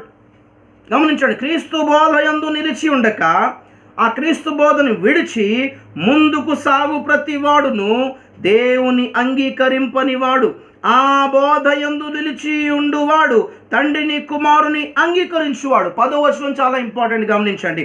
ఎవడైనను ఈ బోధను తేక మీ యొద్దకు వచ్చిన ఎడల వానిని మీ ఇంట చేర్చుకొనవద్దు, శుభమని వానితో చెప్పనవద్దు. శుభమని వానితో చెప్పువాడు వాని దుష్ట క్రియలలో పాలివాడగును. బాబోయ్, ఎంతకంటే దారుణమైన మాట ఇంకొకటి లేదు. ఇక్కడ ఇవ్వబడిన అపోస్తుల బోధకి ఇవ్వబడిన ఇంకొక పేరు క్రీస్తు బోధ, హిత బోధ, ఆరోగ్యకరమైన బోధ, పరిశుద్ధులకు ఒక్కసారి అప్పగింపబడిన బోధ, అపోస్తుల బోధ. ఈ బోధను తేకుండా అడ్డదిడ్డమైన బోధలు చేసేవాడు మీ ఇంటికి వచ్చిన ఎడల అతనితో శుభమని కూడా ప్రైజ్ ద లార్డ్, నమస్కారం అండి అని కూడా చెప్పకూడదంట. అయ్యో, అలా చెప్పకపోతే అది చెప్పేస్తే ఏంటండి అంటారా? ప్రైజ్ లార్డే కదండి, శుభమని చెప్తే పెద్ద విషయం ఏంటి అని అనుకుంటున్నారా? అలాగే అతన్ని పిలిచి ప్రైజ్ లార్డ్ చెప్పి ఇంట్లో కూర్చోబెట్టి టీ అని, చాయ్ అని, బిస్కెట్ ఇచ్చి తినబెట్టిన వాళ్ళ పరిస్థితి ఏంటంటే, ఆ సదరు బోధకుడు తీర్పులో నిలబడి ఏ శిక్ష పొందుతాడో ఆ శిక్షలో ఈ ప్రైజ్ లార్డ్ చెప్పినోడు కూడా బాగా ఉంటుంది అంటున్నారు. అవసరమా అండి? అతను పొందే 100 కొరడా దెబ్బల్లో 50 మనకే అని అర్థం, 50-50. ఆ సేవకుని శిక్షలో వీళ్ళకు కూడా పాలిపంపులు ఉంటాయంట. ఎంత దారుణం కాకపోతే. బోధ గురించి జాగ్రత్త, ప్రసంగాలు విని మోసపోకండి, ఈ టీవీల ప్రసంగాలు విని మోసపోకండి, యూట్యూబ్లో అన్నీ దొరుకుతున్నాయి కాబట్టి అన్నీ వినేయకండి. ఎందుకు పదే చెప్తున్నా? మాకు అసూయ కలుగుతుందా? మత్సరమా ఇదంతా? అది నట్టు వెళ్ళిపోతారేమో, నా కానుకలు తగ్గిపోతాయేమో అని బాధపడుతున్నాం అంటారా? మీ ఇష్టం, వెళ్తే వెళ్ళండి. 70 మంది శిష్యులు యేసుప్రభుని విడిచిపెట్టేశారు. ఇది కఠినమైన మాట బోధ. రక్తం తాగమంటాడేంటి, ఆయన శరీరం తినమంటాడేంటి, నరమాంసం తినమంటాడేంటండి, ఇది ఎక్కడ బోధ అండి? అబ్బో అనుకుని పెద్ద భక్తులు వెళ్ళిపోయారండి. ప్రభు బతిమాలాడాడు వాళ్ళని. అయ్యా అన్న, మీరు వెళ్ళిపోతే ఎలాగన్నా, అయ్యో సేవ ఎలా జరుగుతుందన్నా, ఇంతమంది జన సమూహానికి స్వస్థత చేశాను కానీ 80 మందే వచ్చారు సేవకి, అందులో 70 మంది మీరు వెళ్ళిపోతే నా పరిస్థితి ఏంటన్నా, అన్న నేను సేవ ఎలా జరుగుతుందన్నా, మీరు వెళ్ళకండి నన్ను బతిమాలుకున్నాడు యేసయ్య. You are free to go and you are free to come also. ఎవరిని బతిమాలుకోలేదు. సింగిల్ హ్యాండెడ్ ఒక్కడే దేశాన్ని కదిలించి, మోషే ఒక్కడి ద్వారా ఐగుప్తును కదిలేం చేసిన దేవుడు అండి. చాలదా ఆయనకు ఒక్కడు చాలడా?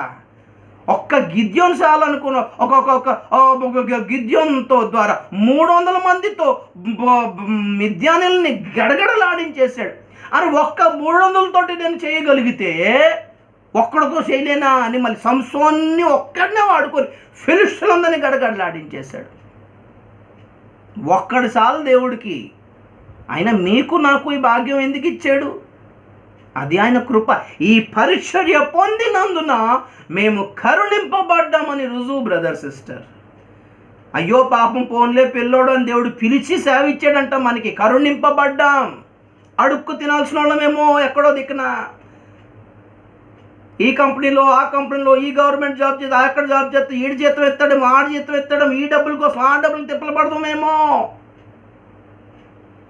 దేవుడు తన సేవకు పిలిచి ఘనమైన స్థానంలో మమ్మల్ని ఉంచాడు. అది మేము భావిస్తున్నాం. ఇంట్లో ఉన్న లైట్లన్నీ ఆర్పేసుకుని ఒకే బల్బు కింద ఉంటారు ఈ గవర్నమెంట్ జాబ్ చేసిన వాళ్ళు కూడా.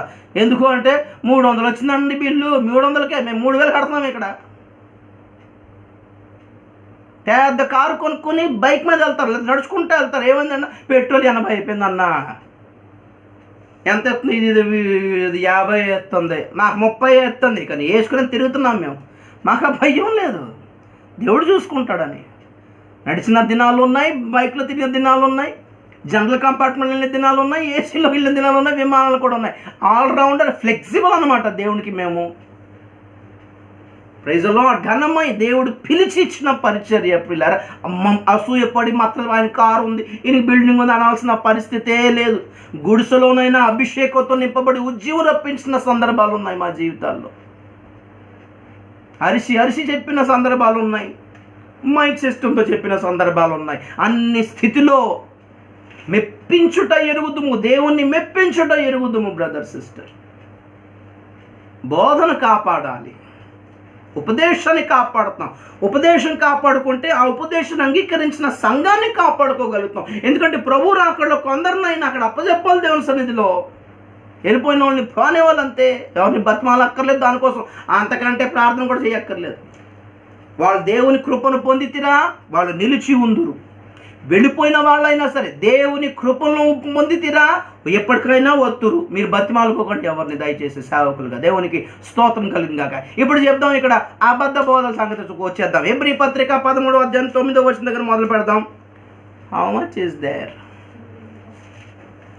హెబ్రీ పత్రిక 13:9 చదువుతాను, గమనించండి. నానా విధములైన అన్య బోధల చేత త్రిప్పబడకుడి, భోజన పదార్థములను బట్టి కాక కృపను బట్టి హృదయమును స్థిరపరచుకునటం మంచిది. భోజనములను బట్టి ప్రవర్తించే వారికి ఏమీ ప్రయోజనము కలగలేదు. నేను నీస్ తింటలేదన్నా, అప్పుడు ఏం చేయాలైతే?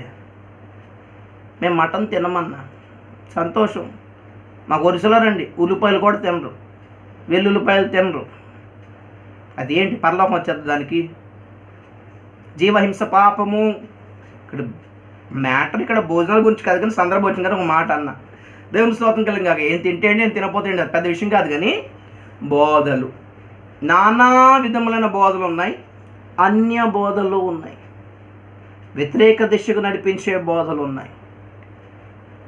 నేను చేసిన అధ్యయనంలో ఒక అన్య బోధల్లో 7 బోధలు కనిపించాయి. అన్య బోధలే. అందులో సమయాన్ని బట్టి, పరిశుద్ధాత్మ నడిపింపును బట్టి ఎన్ని చెప్పగలుగుతానో చూద్దాం. అన్నీ చెప్పలేకపోయినా ఒకటి మాత్రం ఖచ్చితంగా చెప్తాను. అది అర్థమైతే అన్నీ అర్థమైపోయినట్టే. మత్తయి సువార్త 16వ అధ్యాయం దగ్గరికి వెళ్దాం ఒకసారి. అన్య బోధల్లో,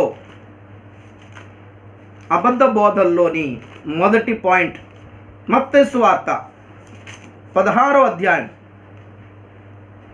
17వ వచనం దగ్గర చదువుతాను, గమనించండి. అందుకు యేసు, సీమోను బర్యోనా, నీవు ధన్యుడవు, పరలోకమందున్న తండ్రి ఈ సంగతి నీకు బయలుపరిచేనే కానీ నరులు నీకు బయలుపరచలేదు. మరియు నీవు పేతురువి, బండ మీద నా సంఘమును కట్టుదును, పరలోక ద్వారములు పాతాళలోక ద్వారములు దాని ఎదుట నిలువనేరవని నీతో చెప్పుచున్నాను. స్తోత్రం చెప్తాం గట్టిగా ఒకసారి. హల్లెలూయా. ఓకే. ఇక్కడ యేసు ప్రభు శిష్యులని ఒక ప్రశ్న అడిగాడు. అప్పాయిన తర్వాత చదువుకోండి. ఇన్ని రోజులు పరిచయం చేసాం కదా నాన్న, ఇన్ని రోజులు పరిచయం చేసాం, స్వతంత్రం చేసాం, బోధ చేసాం కనుక పబ్లిక్లో టాక్ ఏంటో ఒకసారి, టాక్ ఆఫ్ ద టౌన్, సిటీలో మన గురించి ఏం చెప్పుకుంటున్నారు, కథలుగా చెప్పుకుంటుంటారు కదా, ఏం చెప్పుకుంటున్నారు అనగానే శిష్యులు ఏమన్నారంటే, అయ్యా కొందరు మిమ్మల్ని చూచి కొందరు మీరు బాప్తిస్మ ఇచ్చి యోహాను అని అనుకుంటున్నారు, ఇంకా కొందరేమో మీరు ఏలియా అనుకుంటున్నారు, ఇంకా కొందరేమో మీరు ఇర్మియా కావచ్చేమో అనుకుంటున్నారు, ఇంకా కొందరేమో ఏదో కొత్త ప్రవక్త వచ్చి ఉంటాడు, అప్పుడప్పుడు వస్తుంటారు కదా మనకి, అలాగ అనుకుంటున్నారు అన్నారు. ఇప్పుడు పాయింట్ ఏంటంటే ఈ జనాలు, ఈ సదరు జనాలు అలాగ అనుకోవడానికి కారణం ఏంటి? నంబర్ 1, బాప్తిస్మ ఇచ్చి యోహాను అనుకున్నారట కొంతమంది యోహాన్ని, యేసు ప్రభుని. ఎందుకు అంటే బాప్తిస్మ ఇచ్చి యోహాను చేసినట్టుగానే యేసు ప్రభు కూడా అదే టైప్లో ప్రసంగం చేస్తున్నాడు. మరి మార్మోస్ పొందండి, పరలోక రాజ్యం సమీపించుచున్నది అని యోహాను చెప్పాడు కాబట్టి, యేసు ప్రభు కూడా అదే పరిచయం చేస్తున్నాడు కాబట్టి, అధికారం గలవాని వల్ల యోహాను బోధించాడు, ఈయన కూడా బోధించాడు కాబట్టి జనానికి ఏమనిపిస్తుందంటే, ఈలోగా హేరోదు ఏం చేశాడంటే యోహాన్ని చంపించేశాడు. యోహాన్ని ఎప్పుడైతే చంపించేశాడో ప్రజలలో హేరోదు మీద ఒక వ్యతిరేకత భావం ఏర్పడింది. మంత్రి గారికి వ్యతిరేకంగా నినాదాలు మొదలయ్యాయి హేరోదు గారికి వ్యతిరేకంగా.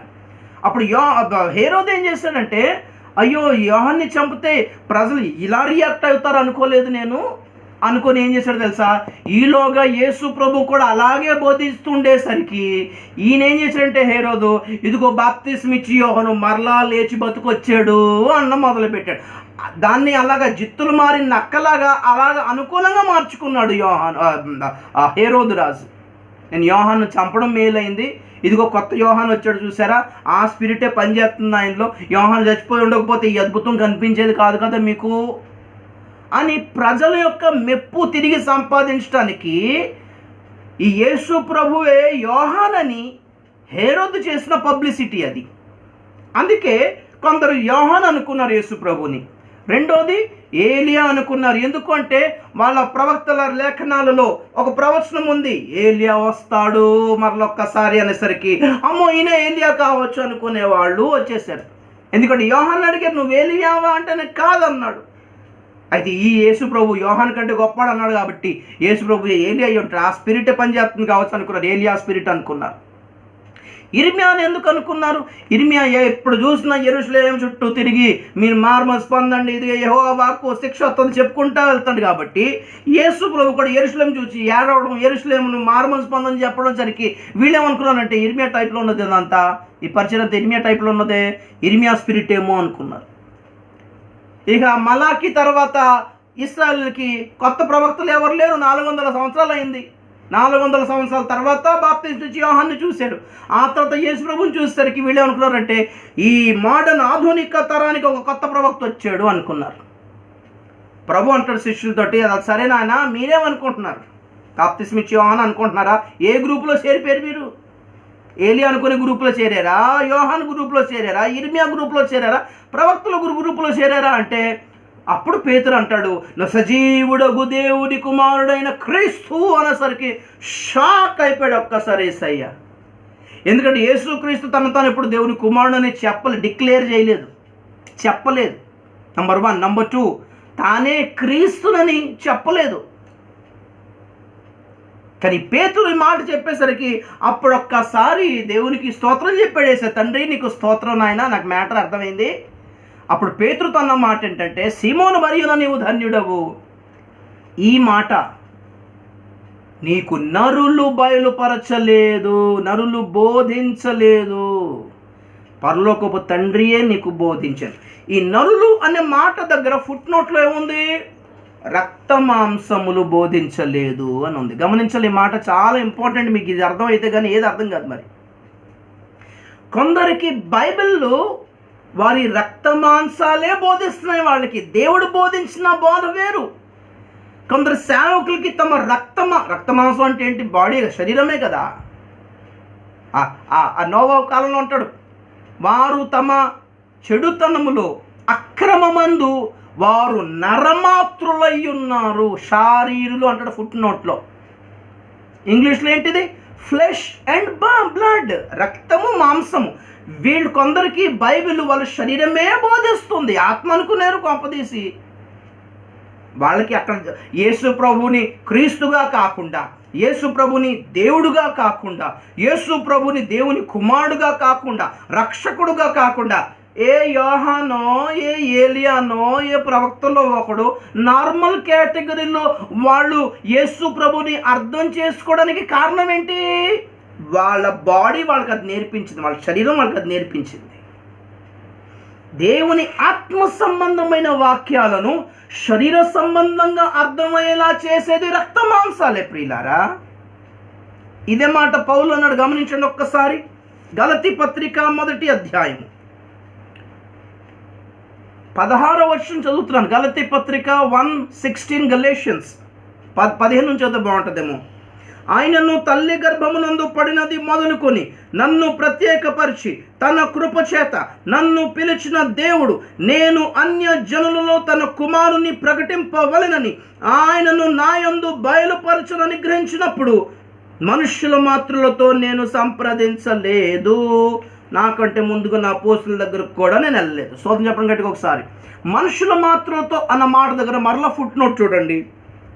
రక్త మాంసములతో నేను సంప్రదించలేదు. దేవుడు ఒక క్లారిటీ ఇచ్చిన తర్వాత ఇదే ఉపదేశాన్ని నేను అపోస్తులకు కూడా ఇచ్చానని చెప్పిన తర్వాత అప్పుడు పౌలు వెళ్ళి అపోస్తులతో కలిశాడు. అప్పుడు అపోస్తులు వాళ్ళ మీద ఆ పౌలు మీద చేతులుంచి పౌలుని బర్నబాని మళ్ళీ సేవకు పంపించారు. Praise the lord.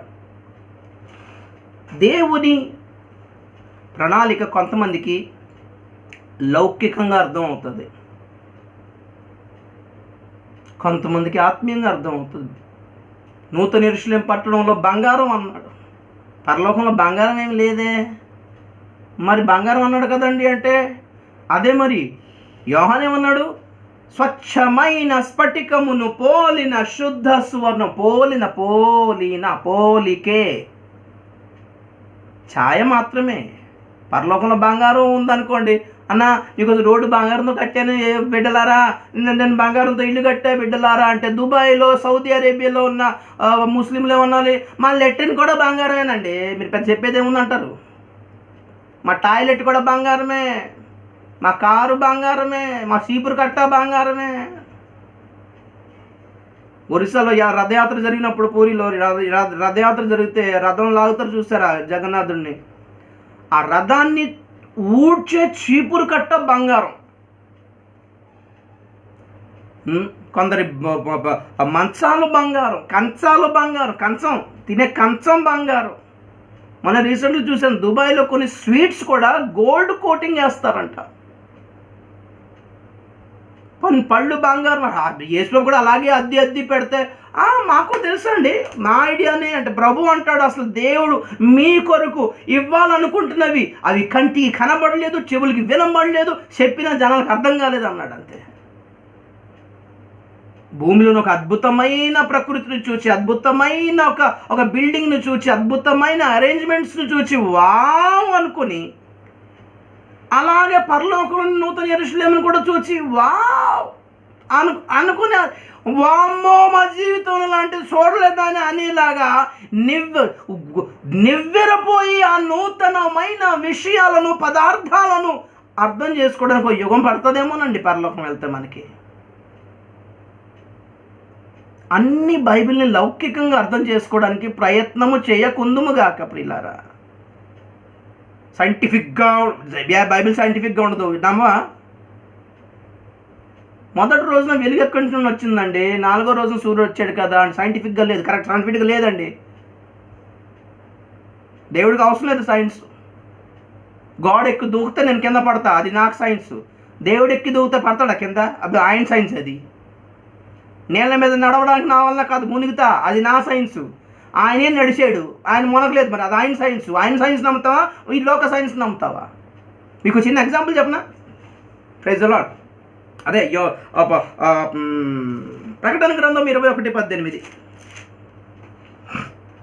ఆ పట్టణపు ప్రాకారము సూర్యకాంతములతో కట్టబడెను, పట్టణము స్వచ్ఛమగు స్ఫటికముతో సమానమైన శుద్ధ సువర్ణముగా ఉన్నది. Praise the lord. సువర్ణము, స్ఫటికము. గమనించండి, స్ఫటికం అంటే గాజు, సువర్ణం అంటే ఏంటి? బంగారం. మనం బంగారం చూసాం భూమి మీద, గాజు కూడా గ్లాస్ చూసాము. బంగారంతో కూడిన గ్లాస్ ఎప్పుడైనా చూసారా? Golden glass.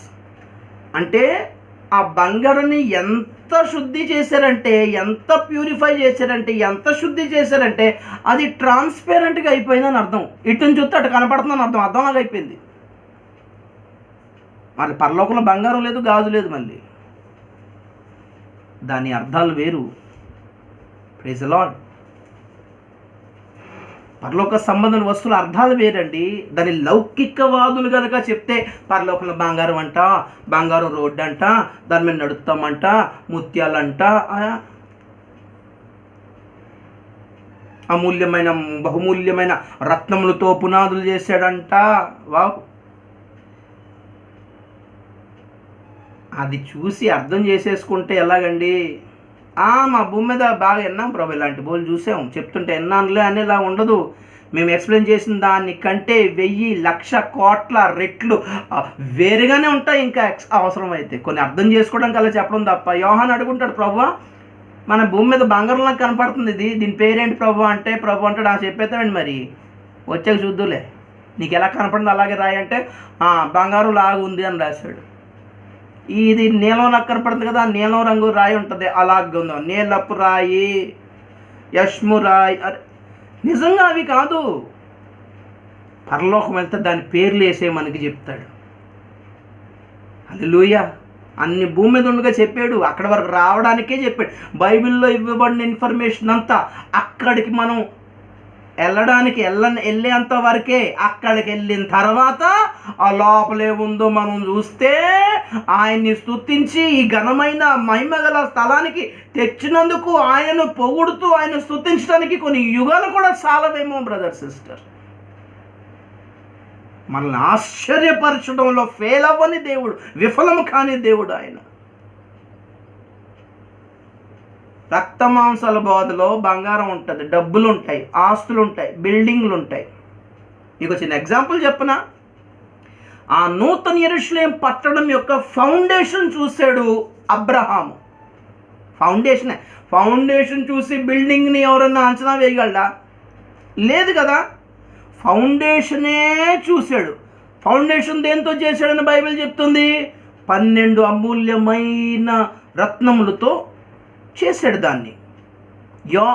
అబ్రహాం అదే చూశాడు, అంతే. ఆ రాళ్లే చూశాడు, ఆ పేర్చిన రాళ్ళు, ఫౌండేషన్ ఒకటే చూసి నాకు ఈ కనాన్ వద్దు, నాకు ఈ భూమి వద్దు, నాకు ఇదంతా వద్దు, ఇదంతా నా పిల్లలకి రాసి ఇచ్చాయి తండ్రి, నేను గుడారంలోనే ఉంటాను నాయన అంటే, ఏంటికి నీకు ఇంత బాధ ఎందుకంటే పునాదులు గల ఆ పట్టణం కావాలి అన్నాడంట. పునాదిని చూసిన అబ్రహామే లోకం వద్దనుకుంటే, నూతన యెరూషలేం పట్టణం యొక్క వర్ణన మీరు ప్రకటన గ్రంథం 21 చదువుకుంటే దాన్ని చూసినప్పుడైనా ఇమాజినేషన్లో కనిపించే ఆ చిత్రమును చూసైనా సరే లోకాన్ని ఎందుకు ఆశ్రయించుకోలేకపోతున్నారు? లౌకికాత్మ. అదే అంటాడు అక్కడ. మీరు 1 కొరింథీ 2వ అధ్యాయం ముగిస్తా. 1 కొరింథీ 2వ అధ్యాయము 9 నుంచి చదువుతున్నాను, గమనించండి. ఇందును గూర్చి దేవుడు తన్ను ప్రేమించు వారి కొరకు ఏవి సిద్ధపరిచెనో అవి కంటికి కనబడలేదు, చెవికి వినబడలేదు, మనుష్య హృదయమునకు గోచరము కాలేదు అని వ్రాయబడినది. మనకైతే ఎవరికి వినపడలేదు, ఎవరు కనబడకపోయినా మనకెలా అర్థమైంది, మనకెలా కనబడింది అంటే, మనకైతే వాటన్నిటినీ తన ఆత్మ వలన, పరిశుద్ధాత్మ వలన బయలుపరిచి ఉన్నాడు. ఆ ఆత్మ అన్నిటినీ అనగా దేవుని మర్మములను కూడా పరిశోధించుచున్నాడు. 12వ వచనం చదువుతున్నాను. దేవుని వల్ల మనకు దయచేయబడిన వాటిని తెలుసుకున్నట్టుకై మనము లౌకికాత్మను కాక దేవుని యొద్ద నుండి వచ్చు ఆత్మనే పొంది ఉన్నాము.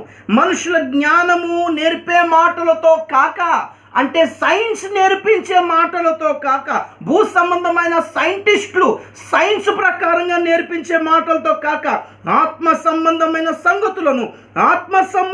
సంగతులతో కంపేర్ చేస్తూ సరిచూచుచు ఆత్మ నేర్పు మాటలతో వీటిని గూర్చి మేము బోధిస్తున్నామండి. బోధ అంటే బైబిల్ని లౌకికాత్మ కూడా బోధిస్తుంది, బైబిల్ని పరిశుద్ధాత్మ కూడా బోధిస్తుంది. లౌకికాత్మ బోధించినప్పుడు భూమి మీద ఏం జరుగుతాయో బైబిల్లో ఉన్న ప్రతి వచనాన్ని భూ సంబంధమైన వస్తువులతో పోల్చి చూపిస్తుంటే, పరిశుద్ధాత్మ మాత్రం దేవుడు మనకు ఇవ్వాలనుకుంటున్న వాటిని, ఆత్మ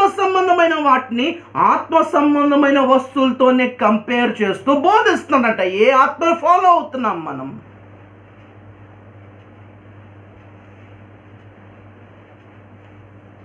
లేవియ కాండం 10వ అధ్యాయం 10వ వచనం, బుక్ ఆఫ్ లెవిటికస్ 10:10. గమనించండి, అహరోనుకు ప్రభు ఇస్తున్న సేవ 8వ వచనం నుండి చదువుతున్నా. 10:8 లేవియ కాండం లెవిటికస్. మరియు యెహోవా అహరోనుతో ఇట్లా నేను, మీరు ప్రత్యక్షపు గుడారములోనికి వచ్చినప్పుడు మీరు చావకుండానట్లు నీవును నీ కుమారులను ద్రాక్షరసమునే గాని మద్యమునే గాని త్రాగకూడదు.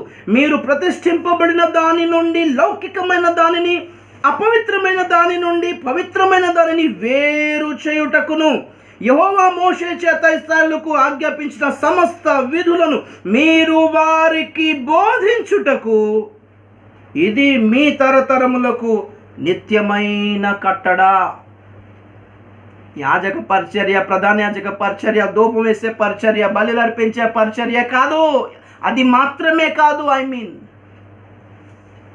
ప్రజలకు లౌకికవాదం నుండి ఆత్మీయ సత్యాన్ని వేరు చేయడం బోధించాలి అన్నాడు. బోధించుటకు నేను నియమించాను అంటున్నాడు.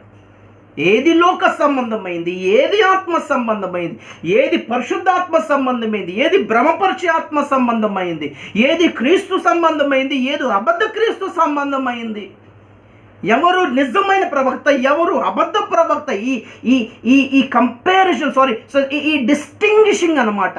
ఈ తేడా, ఈ వ్యత్యాసము, ఈ వివేచన వాడికి కలుగునట్లుగా మీరు బోధించాలి. ఎలా మీరు బోధించాలంటే, మీరు మందు తాగకూడదని చెప్పాడు కరెక్ట్గా. నీవును నీ కుమారులు ద్రాక్షారసమునే కానీ, ద్రాక్షరసం అంటే ద్రాక్షరసమే అనుకుంటారేమో అని మళ్ళీ మద్యం కూడా రాసిపెట్టాడు పక్కన, ఎక్స్క్యూజ్ మీ అని. రక్త మాంసములు, పేతురు నీకు రక్త మాంసాలు బోధించలేదు, తండ్రి డైరెక్ట్గా ఒరిజినల్ ఫ్యాక్ట్ని, ఒరిజినల్ వ్యాలిడ్ ఉండే సాలిడ్ ఉపదేశం తండ్రి నీకు చేశాడు. కాబట్టి హలో, ఈ బండ మీద ఈ పరలోకపు తండ్రి నీకు బయలుపరిచిన ఈ ఉపదేశము అనే బండ మీద నా సంఘం కడతాను, దీని ఎదుట పాతాళం నిలిచే ఛాన్సే లేదన్నాడు. మన బోధని బట్టే ఒక సంఘం తయారవుతుంది. ఏ ఉపదేశం మీద మన సంఘాలు కట్టబడుతున్నాయి, మనం కట్టబడ్డాం? తండ్రి బయలుపరిచిందా, లేకపోతే మనుషులు వాళ్ళ సొంత ఆలోచనలతో, స్వకీయమైన దురాశలతో? దేవునికి స్తోత్రం కలుగుగాక. నా కారు కావాలనుకోండి, ప్రసంగం ఎలాగుంటుంది? ఇంకొకలాగా ఉంటుంది. అది డబ్బులు ఇవ్వండి అన్నం కాకుండా ప్రార్థన చేయండి అన్నడం మనకు అలవాటు కదా, ఇన్ఫర్మేషన్ పాస్ చేసే విధానం కదా అది. మోటివ్స్ చాలా రాంగ్ అవ్వకూడదండి. ల్యాండ్ కావాలి ఇప్పుడు, బిల్డింగ్ కావాలి ఇప్పుడు, డబ్బులు కావాలి ఇప్పుడు, ఏం చేస్తాం? డబ్బులు అడిగే విధానంలో ఒక భాగమే ప్రార్థన చేయండి. మీటింగ్లు పెడుతున్నాం, ప్రార్థన చేయండి. ఇంత డబ్బులు అవసరం, ప్రార్థన చేయండి. అదేంటంటే డబ్బులు అడుగుతున్నారు, డబ్బులు అడిగాడు, ప్రార్థనే కదా చేయమన్నాం. మనం చెప్పే ఈ హిమ్ అని, ఎల్ఎల్ఎం అని ఆ మధ్యలో వచ్చింది, 10,000 ఇస్తే 50,000 ఇస్తారని. మీకు విషయం తెలుసా? సేవకులే చాలామంది సేవకులే వాక్యం చూపించి ప్రజలకి చెప్పారు దాని గురించి. ఇది దేవుని ఏర్పాటు, దేవుడిచ్చిన అవకాశం సద్వినియోగం చేసుకోండి, మీరు ఇస్తే దేవుడు ఇంత ఇస్తాడని బైబిల్లో రాయబడ్డది కదా, అలాగే మీరు 10,000 కడితే మీకు 50,000 వస్తుంది. ఇవన్నీ ఎవరు బోధిస్తున్నారు వీళ్ళకి? పరిశుద్ధాత్మనా? మన బైబిల్లోంచే చూపించారు వాళ్ళంతా. వాళ్ళ రక్త మాంసాలు వాళ్ళకి బోధిస్తున్నాయి. చివరి ఒక మాట చూపిస్తా. ఇవన్నిటికీ అదే 1 కొరింథీ 15 50 1 కొరింథీ 15:50 చదువుతున్న గమనించండి. సహోదరులారా, నేను చెప్పున్నది ఏమనగా రక్త మాంసములు దేవుని రాజ్యమును స్వతంత్రించుకొన నేరవు. కొందరి శరీరం బోధిస్తుంది వాళ్ళకి. మందు తాగొచ్చు, సిగరెట్లు తాగొచ్చు. మనిషి నోటిలోకి వెళ్ళేవి అపవిత్రం చేయవు, నోట్లోంచి బయటకు వచ్చేదే అపవిత్రం చేస్తుంది. కాబట్టి మందు తాగొచ్చు, గుట్కాలు తినొచ్చు, సిగరెట్లు తాగొచ్చు అని బోధ చేస్తున్నాడు, బైబిల్ చూపిస్తున్నాడు. వాడికి ఎవరు బోధిస్తున్నారు? అది వాళ్ళ రక్త మాంసాలే బోధిస్తున్నాయి. యేసు ప్రభు కానా విందులో మందు కలిపి ఇచ్చాడు, సోడా కలిపి ఇచ్చాడు, ద్రాక్షారసం కలిపేసి ఇచ్చాడు వాళ్ళకి. కాబట్టి మందు తాగొచ్చు, మన ఫంక్షన్స్లో మందు ఉండొచ్చు అని బైబిల్ చూపిస్తున్నారు. చూడండి, వాళ్ళకి ఎవరు బోధిస్తున్నారు అన్నమాట? వాళ్ళ రక్త మాంసాలే బోధిస్తున్నాయి. వాళ్ళ శరీరాలే, శరీర సంబంధమైన కోరికలే ఒక్కొక్క వాక్యాన్ని అలా అర్థం చేసుకోవడానికి ప్రేరేపిస్తుంది ప్రియులారా. కాబట్టి బైబిల్లోంచి తెరిచి చూపించినంత మాత్రాన ప్రతిదీ దైవికం అనుకునేరు. అలా ప్రతి ప్రేరేపణ. అందుకే అపోస్తుల బోధ మాత్రమే కాకుండా అపోస్తుల లైఫ్ స్టైల్ కూడా మనకి మాదిరి అయి ఉన్నది ప్రియులారా.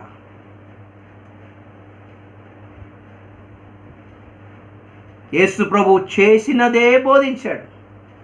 పౌలు కూడా నేను చెప్పిందే కాకుండా నా యందు మీరు చూచినది కూడా ఫాలో అవ్వండి అన్నాడు. ఆ దమ్ము, ఆ ధైర్యం ఉండాలి కదా మనకి. ఆ చెప్పింది మాత్రమే కాకుండా చేసింది కూడా చూడాలి కదా. You can see me, you can follow me. అన్ని యాక్టివిటీస్, ప్రార్థన మాత్రమే కాకుండా మన పర్సనల్ లైఫ్ కూడా, పబ్లిక్లో ఉన్నప్పుడు మాత్రమే కాకుండా మన ఇంట్లో ఉన్నప్పుడు కూడా, స్టేజ్ మీద ఉన్నప్పుడు కాకుండా దిగినప్పుడు కూడా, everything it represents our life style కదా. Praise the lord. పాయింట్ ఏంటంటే ఈ రక్త మాంసం వాక్యాన్ని శరీర సంబంధమైన అవసరాలు తీర్చుకునేలాగా, పాపాన్ని సపోర్ట్ చేసేలాగా, బలహీనతల్ని సపోర్ట్ చేసేలాంటి వచనాలు, ప్రసంగాలు ఇవన్నీ విని బంగారం, వెండి బంగారాలు, ఆస్తులు కూడబెట్టుకునే లాంటి ప్రసంగాలు, వాగ్దానాలు విని, ఇటువంటి ప్రసంగాలు విని పరలోకాన్ని స్వతంత్రించుకుంటామని ఎలాగనుకుంటున్నారు?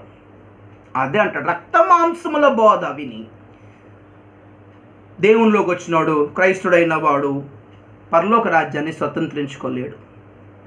ఆ బోధ వ్యాలిడ్ కాదు, ఆ భక్తి వ్యాలిడ్ కాదు, ఆ క్రైస్తవులు కూడా వ్యాలిడ్ కాదు. వీళ్ళంతా దీనికి సంబంధించి దెయ్యముల బోధ ఉంది, బిలాము బోధ ఉంది, నీకోలాయితుల బోధ ఉంది, శాస్త్రుల పరిశీల బోధ ఉంది, సద్దూకేలను కూర్చున్న బోధ ఉంది, రకాలు. ఇవన్నీ అన్య బోధలు. అన్ని చెప్పడానికి టైం లేదు కాబట్టి నేను ఇక్కడ తాపుతున్నాను. ఇవన్నీ కూడా దీంట్లో యాడ్ చేసుకోండి మీరు.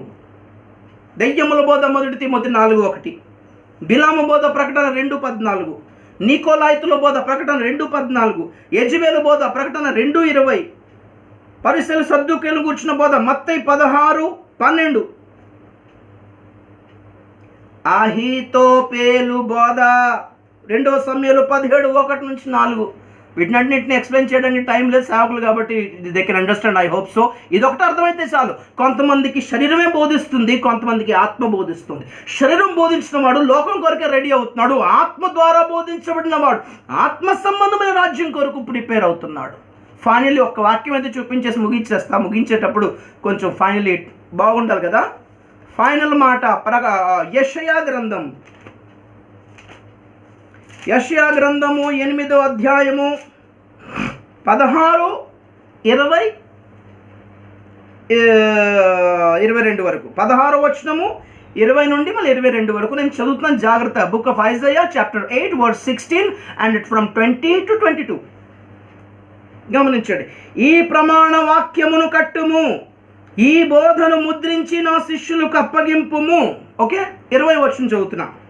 ధర్మశాస్త్రమును ప్రమాణ వాక్యమును విచారించుడి, ఈ వాక్య ప్రకారము వారు బోధించని ఎడల వారికి అరుణోదయము కలగదు. ఈ అపోస్తుల బోధ, ఈ హిత బోధ, ఈ పరిశుద్ధులకు ఒక్కసారి అప్పగింపబడిన బోధ, ఈ క్రీస్తు బోధ, ఈ క్రొత్త బోధ అంగీకరించని వాడు, బోధించని వానికి ఏం కలగదంట? అరుణోదయము కలగదు.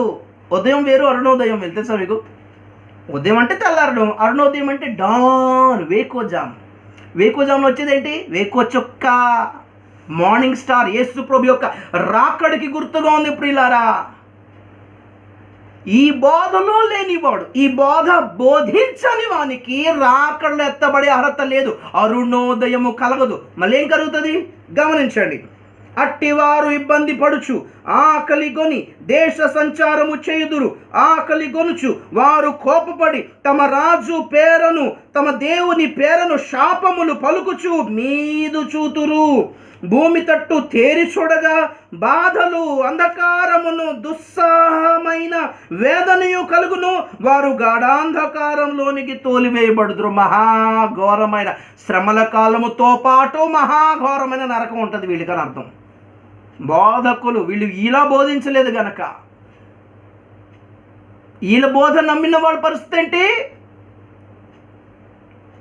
వాళ్ళు కూడా పాలివారై ఉంటారు ఈ బోధకులతోటి. వద్దు ప్రియులారా, దేవుని మహాకృప, అపోస్తుల బోధ అరుదుగా కనపడుతున్నా అంతరించిపోలేదు. అది దేవుని మహాకృప. దేవుడు కాపాడుతూ వస్తున్నాడు. ఆ అపోస్తుల సంఘాన్ని కాపాడుతూ వస్తున్నాడు. అలాంటి అపోస్తులను కూడా కాపాడుతూ వస్తున్నాడు. కాకపోతే అరుదుగా ఉన్నారు పిల్లరా. కరువు వచ్చేస్తుంది. ముందు అరుదు, తర్వాత కరువు. ఈ అరుదుగా ఉన్నప్పుడే సేకరించడానికి ప్రయత్నించండి. అటువంటి సహవాసంలోకి, అటువంటి బోధలోకి రావడానికి ప్రయత్నించండి. అందులో నిలిచి ఉండడానికి ప్రయత్నించండి. కొద్ది మందే అని మీరు ఫీల్ అవ్వద్దు. మెజారిటీ లేకపోవచ్చు, కొద్ది మందియే. కానీ దేవుడు మన పక్షంగా ఉన్నాడు. ఇది ఘన విజయం. ప్రభు రాకడ కొరకు సిద్ధపడుదుము గాక. దేవుడి మాటలు దీవించును గాక.